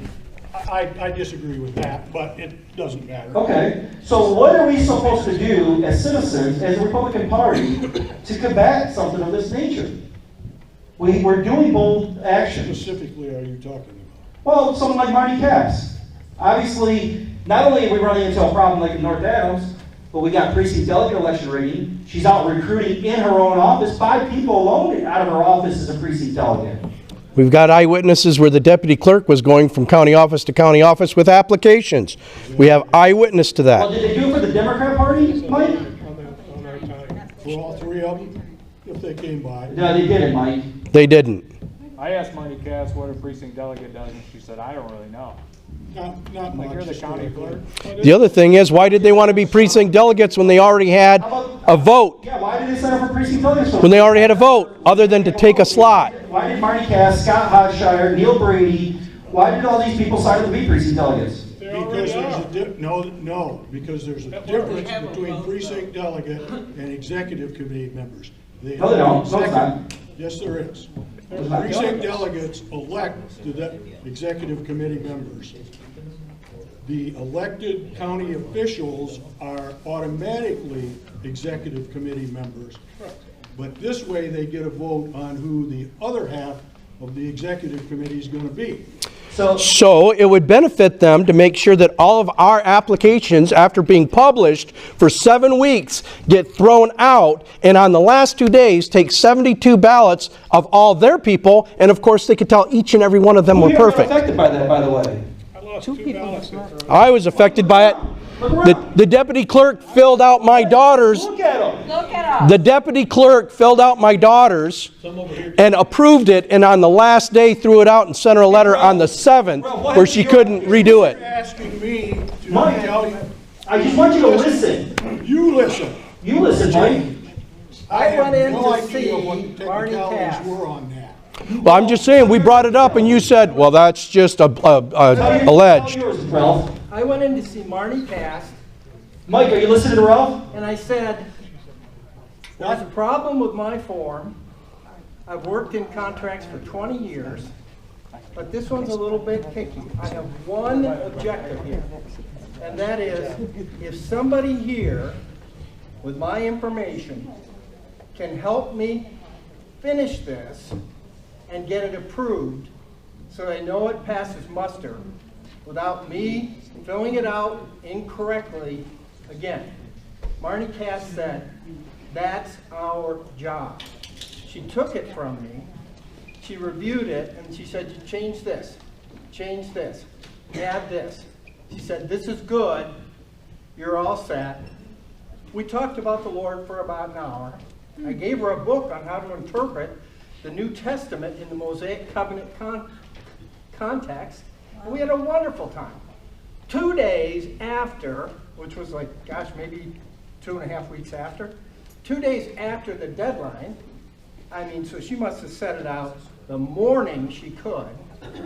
She sent a note and said, your form has been done incorrectly.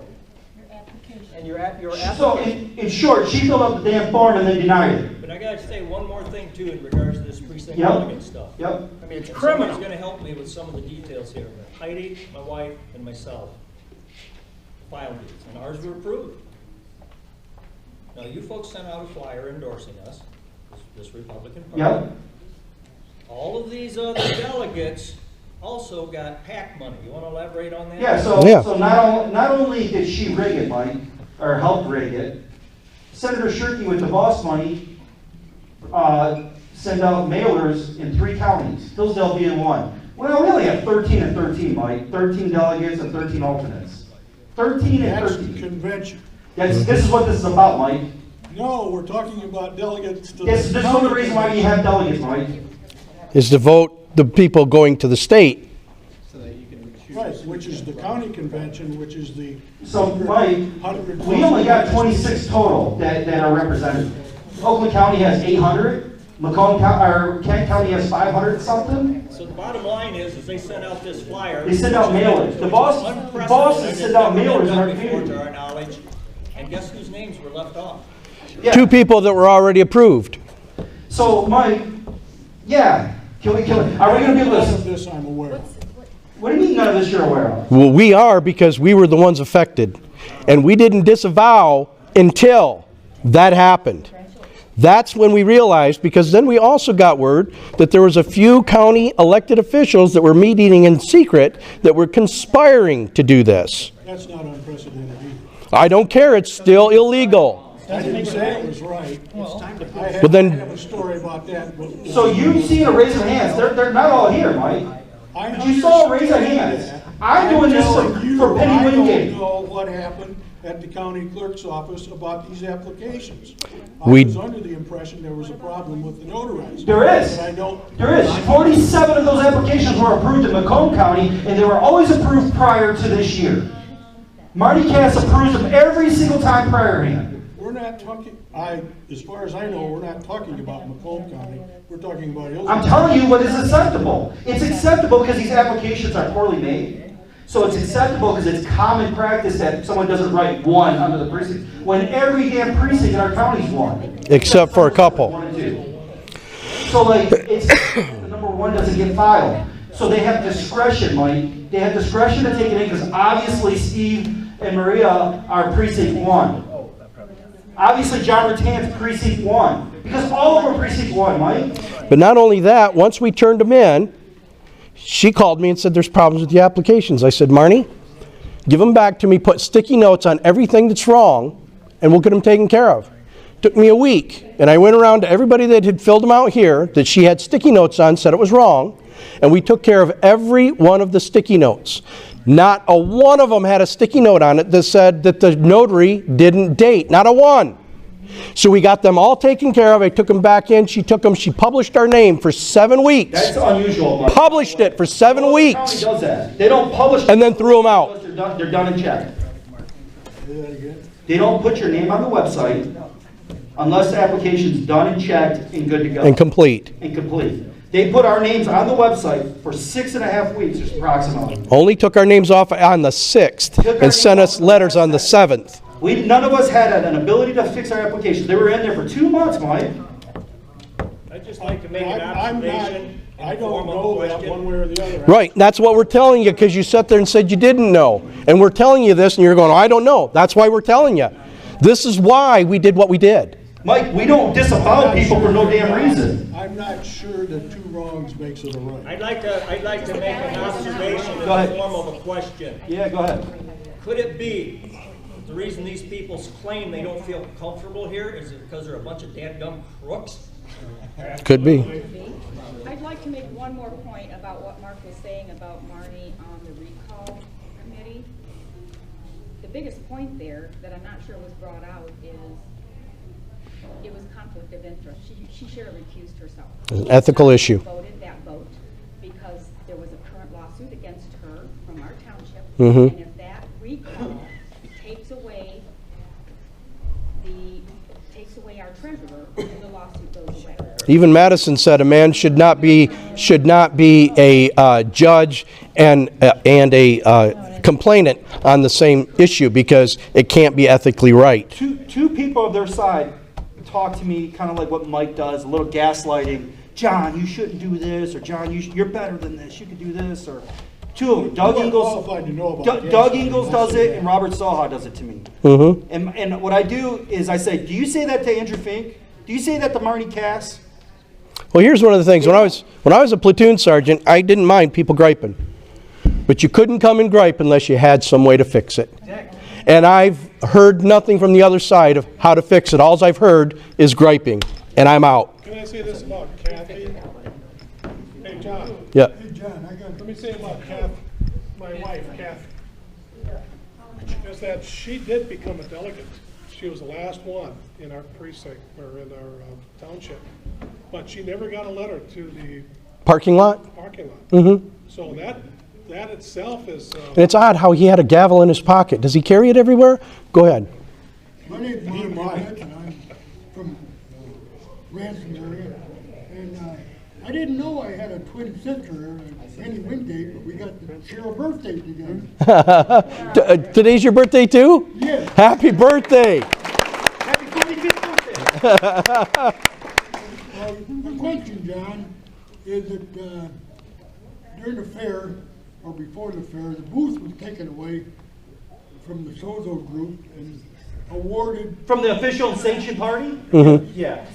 That's my understanding. Yep. Thank you, John. And it was given to the parking lot group. Mm-hmm. Now, I understand you have a lawsuit against the Well- fair board, or what?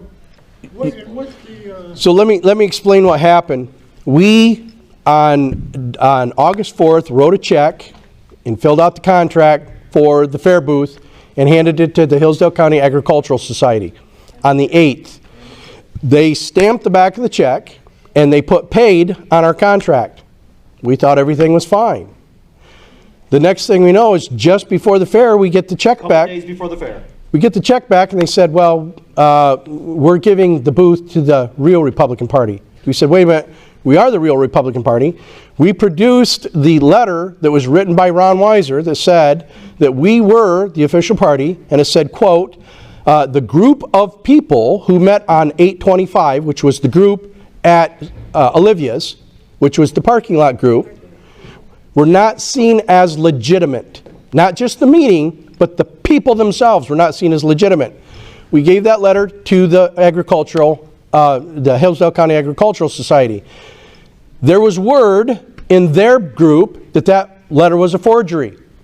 So we contacted MIGOP, Stu Foster, who is, his job is, he's head of political affairs. Stu Foster called both Lori Hall and Ray Briner, left messages on their recording that that letter was in fact legitimate and not forged. They still would not give us the booth. So what we did was we filed a tort or a breach of contract civil suit against the Hillsdale County Agricultural Society. In there we had 4 counts. One of the counts was on Brent Leininger because he caused what's called tortious interference. By creating fraud and telling them that we weren't real, when in fact we were, he convinced them to breach a contract with us, which is a tort, so that's the tortious interference. So there was 5 counts on that. Because he is a county commissioner, all 3 of the judges recused themselves from that case. So they had to go to the state court administrators, find another judge somewhere else that would handle that because our 3 judges couldn't. On Thursday, before the fair started on Sunday, we filed a temporary restraining order, an ex parte temporary restraining order, which is ex parte means without the other party, an emergency order to right a wrong that if it went past a certain day would be wrong. Now, Sarah Lisney, the chief judge, was on vacation. We turned that in. I didn't hear anything on Friday. Finally, about 4 o'clock, the court administrator called me and said, well, all the judges are going to recuse themselves. And I couldn't figure out why. Because Brent Leininger's name wasn't mentioned on any of it. It was Hillsdale Republican Party v. the Hillsdale Agricultural Society. That was it. For breach of contract, or for we wanted a temporary restraining order because of the breach of contract that they had to give us the booth until after the fair. Then we could have a trial on who should have the booth. We filed that. They said, well, Sarah's on vacation. She won't be back until Wednesday. And so you'll have to wait until she does her paperwork and sends it to the state court administrator's office. Now, I know a little bit about the law, and there's little things called ex parte PPOs, personal protection orders, that when women are being abused and they need to be protected, yes, they get to file these things, and these things are supposed to be heard as fast as can be done. Now, there's also another little ex parte thing that happens with judges. They might get called at 2 o'clock in the morning because the sheriff's department with CPS might be at a home where children are in risk, and they can't just take them until they have a warrant signed or a PPO order to take them out of there. So when the chief judge leaves, the chief judge has an obligation under the law to appoint another judge to be the chief judge in her stead, specifically to sign ex parte orders. Lance went up to the courthouse on Friday and started to talk to him. Now, as a good patriot, he records everything. And I can let you all listen to the recordings. They said, well, the system is we got to wait until Sarah comes back. In fact, one of the ladies in the office said, we've got a whole bunch of PPOs sitting on the desk here, and some of them haven't been signed. They might not get signed until Sarah comes back on Wednesday. Now, how horrible. If a woman would have been abused and killed during that time because she's trying to get a PPO, how ghastly is that? So, they didn't do it. That means on Sunday, our PPO, our ex parte TRO, temporary restraining order, spoils. That means when Sunday happens and the fair starts, that spoils. It's moot. He went up on Tuesday. Now remember, Sarah's supposed to come back on Wednesday. He went up on Tuesday and talked to Marnie. Had a conversation with her. Marnie, what's going on with this? Well, the process is we got to wait for Sarah to come back. He said, well, what about this question? She said, well, we can't answer that. So he said, well, can we get it answered? So she went over to the phone and called Christy, the court administrator. She's talking to Christy. She gets all the answers. She comes back. She says to Lance, well, the process is we got to wait for Sarah to come back on Wednesday, and then she'll do the paperwork. It'll go scale, state court administrator's office. They'll assign a judge. Lance says, can I ask you, why did the judges recuse themselves on the ex parte PPO? They said, oh, because Brent Leininger's a county commissioner. Lance said, Marnie, Brent Leininger's not even mentioned in the TRO. She goes, oh, but he's on the complaint. Yeah, he's on a separate lawsuit, complaint, a tort, not an ex parte PPO. Now let me tell you what it says that the judges have an obligation to do under the law. Anytime they get an ex parte motion, they have an obligation to read the whole motion. That tells me we had 3 judges that never read the motion. They just assumed from another court case that was in that we're just going to go ahead and let this one go and let it spoil. Our court administrator. So you question our methods, why don't you question theirs? Yeah, that's a good idea. We got a problem.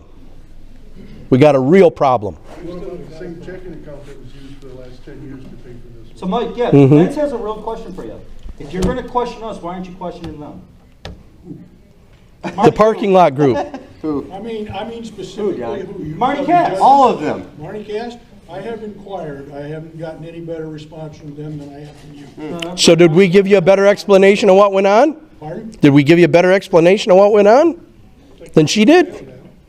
I'm still not clear about especially the precinct delegate things. The court with the fair and this sort of thing, frankly, I think the fair screwed you. But I think you have to know who's on the fair board, and I know you know. Oh, yeah. Yeah, the undersheriff. The undersheriff and Brent's dad. Yep, exactly. Yeah, so we already know the old family history. I tried to, I knew you guys were ready for the fair. I was 99% sure. And I think you were. Try to get you 2 factions to work together to have a decent fair booth and put this scrimmage off until after the elections before the upcoming convention. Well, I can tell you right now, I worked my ass off for the last year for these candidates. Didn't stop during this bullshit. Let me tell you this though. Had we had the fair booth, if we would have gotten the fair booth, and they wanted to come up and work the fair booth, they would have been more than welcome to. We've never turned them away. We never turned them away. Here's the problem, and I got this. Right after this, I had all kinds of people calling me and finger wagging me. You need to do this, and you need to do that, and you need to do this. And I said, okay. Hamilton tells us in the First Federalist paper that it's about deliberation and choice. Our Constitution is based on deliberation and choice, not accident and force. And this was the experiment to see if mankind could govern themselves through deliberation and choice rather than depending on their constitutions forever on accident and force. Deliberation, just like we're having right now with you coming, and we're having this. And spirited debate is good. Calm debate gets nothing done. Spirited debate gets things done. We don't change each other's minds in the debate. We change each other's minds later on as we think about the debate. That's why it must be spirited, so that we remember. Now, not spirited to the point where we're throwing shoes at each other, but there's nothing wrong with passion in debate. Would you agree with me? So my whole thing is, how do I debate with empty chairs? I can't debate with an empty chair. They have to be here to debate. I was an intermediary, and I was turned down flatly by both factions. Did I? I don't remember turning you down. I never turned you down. Remember, you sent me a text message, both of you guys, or a message on Facebook that says, don't contact me again. Yeah, because you get gaslighted. Because you gaslighted me, and I said, you know what? Because what you tried to do. I'm just trying to ask questions. No. I raised 3 daughters. You ain't doing this with me. I raised 3 daughters. You weren't asking questions. So, a show of hands, how many people think Marty Castro the precinct delegate election? Oh, yeah. There's people doing life sentences on less circumstantial evidence. It's not circumstantial. It's on paper. Mm-hmm. Thanks, John. Oh.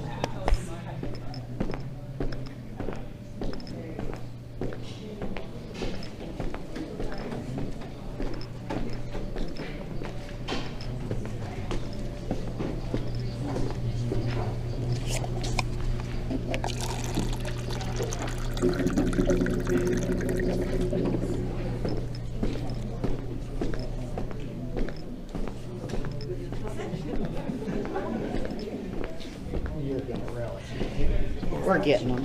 Well, you know. And I used to work for Centennial years and years.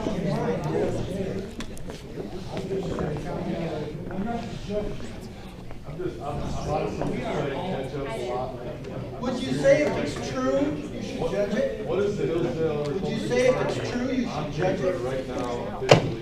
We are. Officially. Officially, we are. Another thing I find interesting is that John, you guys have run I have down to a take lot of off, lines but I want to leave all of the forms that are here. They're front and back for anybody. And then I've got my contact information back here as well. Okay. We'll go ahead and announce that before we quit. Okay. What's that? He just said you've been knocking down Or one of Marty's goons, the one that I've told you about. Mm-hmm. He called me to be a convention delegate. Mm-hmm. So I don't really know it, and this was just days before it was due. He says, I'll bring you over the form, you just sign your name and I'll get it taken care of for you. So you tell me it wasn't rigged. Would you mind saying that? I can say that. Come here. Come here. Wait a minute. I got a witness. Michon thought Ron was a piece of crap. Well, first and foremost, Mike, Michon didn't produce any letter for us. Pardon? Michon didn't produce any letter for us. That's not what I heard. I don't care what you heard. Well, why is it when you hear it from somebody else you believe it, but when you hear it here you don't? That's a little odd. Why is it when you hear it from somebody else you believe it, but when you hear it from us you don't? Anything. I didn't say I believed Come either here. side. Paul Cordos, his assistant, Who is the chief of staff the chief of staff, Paul Cordos. Of who? of MIGOPs, the chief of staff of MIGOP. So what happened was... I didn't know that. Yeah, well, I know you don't, Mike. We're trying to tell you. It's like banging our head on a brick wall. So, like, Mike, they didn't want to... What happened with Macomb County? Ron wanted to be home at noon for lunch, is what happened. No, it wasn't, Mike. Will you quit making assumptions? And this isn't a joke. This is not a joke to us, Mike. Yeah. Did you clearly see that? We put way too much work in Did it. you clearly see this is not a joke? I never Okay. said it was. Okay. What happened was Macomb County was running into somewhat of a similar situation. And it took a long time to deal with Macomb at the convention. 200 delegates. They did not. So when it came time to Hillsdale's next, Paul came over to say, John, we're going to have to cut a deal because we don't have the money to rent the building longer. Because it's thousands of dollars. This is the first I've heard. Also, That's exactly what happened. that's exactly what happened though. Yeah, there was witnesses to the whole thing. So Steve Caro was going to speak for our behalf on stage to kick out the delegates. Okay?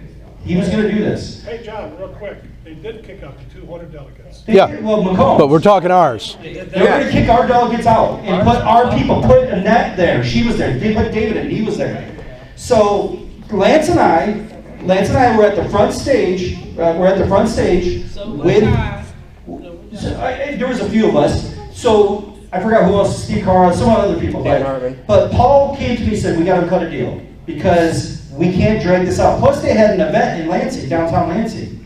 So they wanted to not rent this longer, have this drag out longer, cause more drama, and they wanted to get to their event. It wasn't that Ron had to go home at noon. This was in the evening. This was at 4 o'clock at night. No, this goes back to Ron's prior two things as chair. Ron would just soon not have a convention. Okay, but regardless. Fine. Regardless, Paul came to me and said, let's cut a deal. I said, well, Paul, I gotta go home knowing that we're the party. So he's like, let me go get Ron. That's what happened. Because had they changed the delegates, Part of any of it. Well, that's not what I. Period. had they, Who's telling you lies? Can you tell us that? Who's telling you lies? Where did you hear it from? Where did you hear what Hey, you by didn't hear? the way, Michonne's number 2 in Yeah. the party. So what if it came from Michonne? she could have wrote it. She kind of brokered the deal to get Ron to sign it.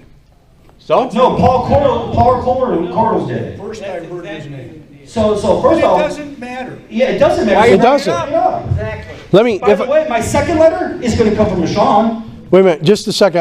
I've got a witness here to a little something we've been talking about with the precinct delegate stuff. I'd like you to go ahead and tell your story about that. Well, one of the players on the other side of the delegate battle called me just days before it had to be turned in, asked me about being a convention delegate. I said, I don't know, I didn't think about it. Just well, I'll call you back tomorrow. He calls back tomorrow, he says, well, I could drop the paperwork off, just fill in what you know, and I'll get the rest taken care of for you. I don't know. So, And who was that, if you don't mind? county commissioner. Okay. I think he's the guy that sets his chair, but I don't know. I don't doubt that happened. I'll tell you my story. Why are you on our ass? I'll tell you my, what? Why are you on our ass if you don't know that happened to him? Why aren't you over there talking to him? That's what I got in trouble for. Thank you, I appreciate it. Never mind. I'll tell you my story. I went in.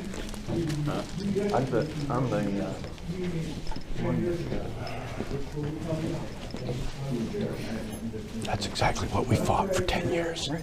We fought that for 10 years. I mean, nothing gets done. And you can't convince them of anything. They go, you're not listening. Okay, but when we tell you, you don't listen either. So, What do you mean? You are listening, but you have answers. he doesn't. He doesn't. No. I haven't seen. He's a Democrat. I haven't heard an answer. Saying in the Bible, don't throw your pearls before swine. I think that's Yeah. what comes to mind. Yeah, I think it's time to bring our pearls back. Bonhoeffer's theory of stupidity. Bonhoeffer's theory of stupidity. That or never teach a pig to sing. You'll just irritate the pig and waste your time.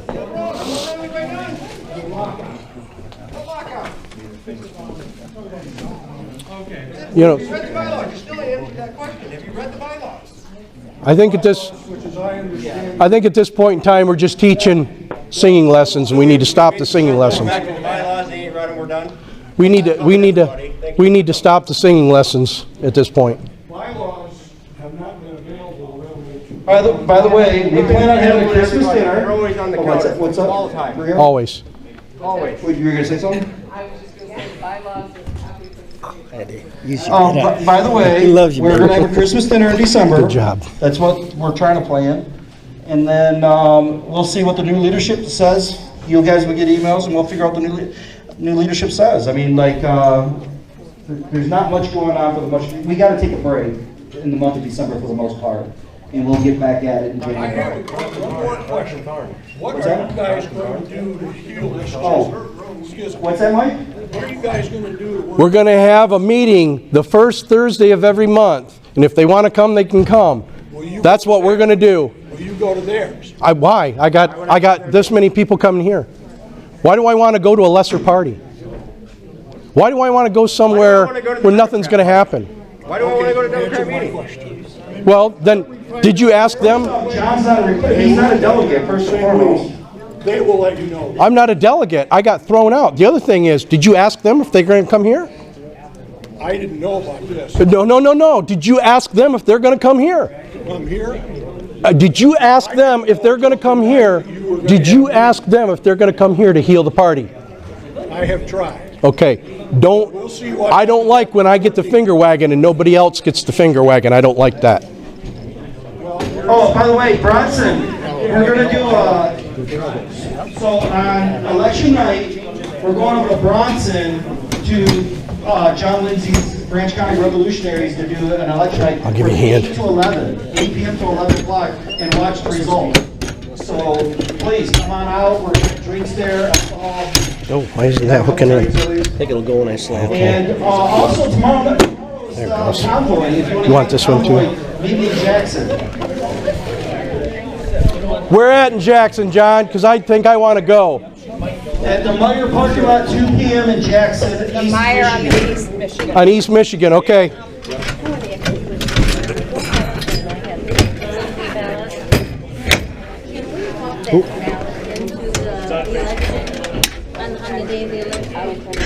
Oh, there we go. I had it the wrong way. How's it going? Good. Who is that guy? Mike. It's Mike Smith. Who's he? He's a past party president and past. He'd been involved in the old party. Oh. He was a past. When I first started going, Neil Brady was chair, and then he was chair. He treated me like crap the whole time I was there for that 2 years. He's a good egg. Yeah, you're welcome. Yeah, let me. You need to sign things? Yeah, I want whoever's anybody that's an executive board member. Should we tell people before they leave? Yeah. I don't know where the mic went. Hey, if I could have everybody's attention real quick, for the lawsuit that we're being sued on, if you're an executive board member and you didn't get a chance to vote on whether they used your name to sue us, I have affidavits over here for you to sign. Those are going to go in as an amendment to the lawsuit. The other thing is, if you've ever heard in our party meetings in the past, somebody say, well, with a 2/3 vote, we can suspend the bylaws. If you ever heard that, I got an affidavit over here for you. It's Mike Clark. He's one of the parking lot guys. Yeah, he's Mike's a parking lot guy. Oh, I didn't realize that all along. I knew he was not like one of us. Well, then I'm glad that he's not doing all of us. It's good seeing you. I heard you had the flu and stuff. Yeah, Oh. I had COVID and flu. Oh man, I got 2 days ago. I started getting sinuses, and then I coughed all last night. So I poured 9 yards of concrete this morning and ran right down to my wife's office and got 2 shots. I feel much better.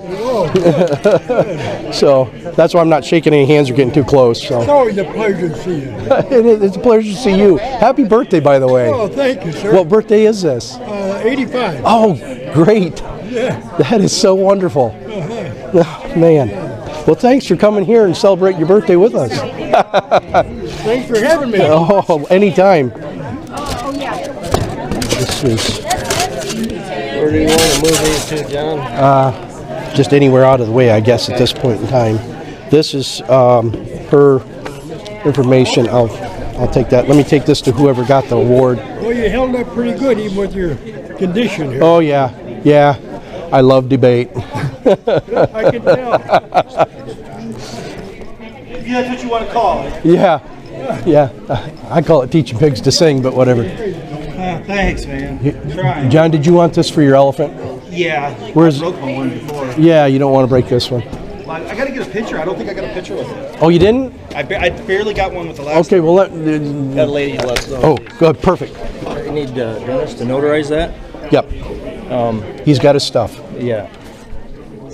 And I'd like Just to sign one copy. I'd like to get anybody that saw it, because one of the things they're saying is, well, they changed the bylaws and they didn't do it right, and they didn't do this right, and they didn't do that right. Well, their parking lot thing and their meeting on 825 wasn't right either, but they're justified in doing wrong things, but we can't. Well, they used to tell us all the time, 2/3 vote, we can bypass bylaws. I know you remember that. I think we have a youth chair. Oh, perfect. Jon-Paul, good to see you.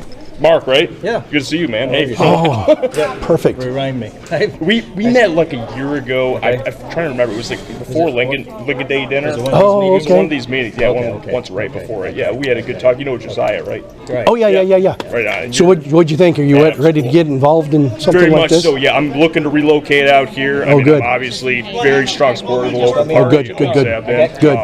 Yeah, definitely want to get involved. Okay. and Well, you can see what we're going through. boots on the ground. So. You can see what we're going through. So even if we're not the official party, we're going to operate we're going to take care of local government. We're going to run it just like a party. Yeah. And then we're going to take it over. Riley, Ralph Riley, he used to go up against Cisco and all these other businesses selling networks, and he was just a tiny little company, and he used to beat them after he learned tactics and stuff. Sure. So what we're going to do is we're going to set up a precinct army so that when we find candidates that are conservative candidates to run in our county, we're not going to care about state races or anything like that. Okay. And we're going to start taking care of this county and getting these Democrats that are setting as Republicans out of there. Yeah, absolutely. And You gotta go. Right, you're into getting the people organized and that. Oh, absolutely. Yeah. Oh, you'll work great. Yep. You'll work great with Ralph then. Yeah. Okay, Can't perfect. wait. Matter of fact- Do I have your number? I want to make sure I got it. I got his. Let me run out to the car and I'll grab you a card. Thanks, I've got a brother. card in my car. There's just one form you want signed up there? If you were an executive member, there's a thing there. Print your name, sign, and if you ever heard any of the past chairs say, "Oh, with a 2/3 vote, we can suspend the bylaws," I want you to sign the other I one. don't know if I heard the chair say it, but I remember Darcy, I think. I think I remember that, or And at least. Steve agreed with it because I said, nope, that's nowhere in Robert's rules. And Steve said, well, we always did that in the state legislature. And I said, well, maybe that's why it was so screwed up when you were up there. I can't remember if I witnessed that or not, or if I just Okay. heard you tell about it. Are we going to do any tonight then? Yeah, he needs one. He needs one. I'll do the executive member, 'cause Okay, they didn't. it's right up there. It's the longer one of Unless the they two. sent me an email to that, but I don't think they did. Doesn't matter, you didn't get to vote on it, did you? If you would have voted, would you have voted yes? To sue us? Oh, that's right. That's on the suit. Right. No, I'm sure I was not notified on that. Okay, and then that's what that's about.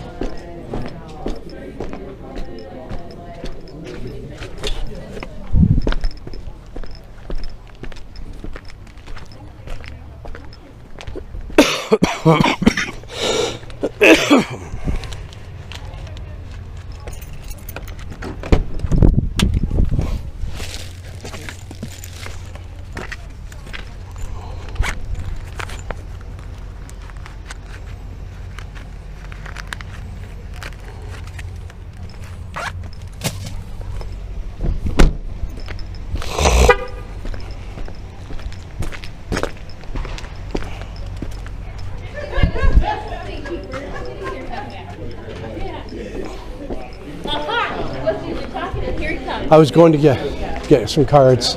You headed home. I'm parked right next to you. Well, you're not gonna wait for. I'm not gonna wait for you. Did you know that this lady is this lady? Remember that? Yes, I didn't know that. Because she was leaving and I tracked her down. I said, no, don't leave yet. Don't leave yet. I want to talk to you. She goes, I know who you are. I said, how do you know who I am? She goes, you're Teresa Rodan. I said, yeah. Why don't I know you? She goes, I tried to recruit you. I said, oh my gosh. I said, okay. I said, how did you even know about me? She said, when I started my business, somebody used to work at Cream Healthcare, and they know you and said, you're the person that I need to get. I said, I am so sorry. I said, but it's hard for me to leave after 16 years of being with the doctor. Yep, that's tough. So she's like, It's tough. Just a minute. oh, I got I'll it. talk to you later. Okay. Okay. I'm going to check on the phone. All right. Fred, oh man, you know what? Every time I feel a little bit depressed, I go out and play around. Thanks for coming. Yeah, no, I'm glad to actually hear some of this stuff. I because, appreciate good debate. Well, you know, I think that there's still a lot I don't understand, even after listening in for a little while. It takes a while. I just don't understand what's going on from experience. And I'll tell you what, though, you guys could be 100% spot on with what you're saying. The other side's not going to talk. No. It's just going to be their game. I know. But that's what we're trying to eliminate, because that's the cancer here. That is a cancer. It is. I agree with where you're coming from, because they haven't done much, because they don't talk, because it's a very private thing for people, and now it's like, well. I've stood up for 10 years, and they've tried to destroy me for 10 years. I know. They've gone after my business, they've gone after my character, they've gone after my principle. So, and I know, because I kind of come from that side of things, of like, early on, when you and John and everyone started to get rolling, I was kind of more inclined to listen to what you guys were saying, but I also felt like, wait a minute, if I represent with them, am I stepping away from I get it. the neocon group or whatever? You know? Yeah. Are you going to want to eat? I guess so, sorry. But I just want to thank you for coming in. When do you guys meet again? The first Thursday every month, right here. December, we're going to take a little time off, just to do some things, but January, first Thursday right here. All right, thanks. Good luck. Thank you. Where'd our...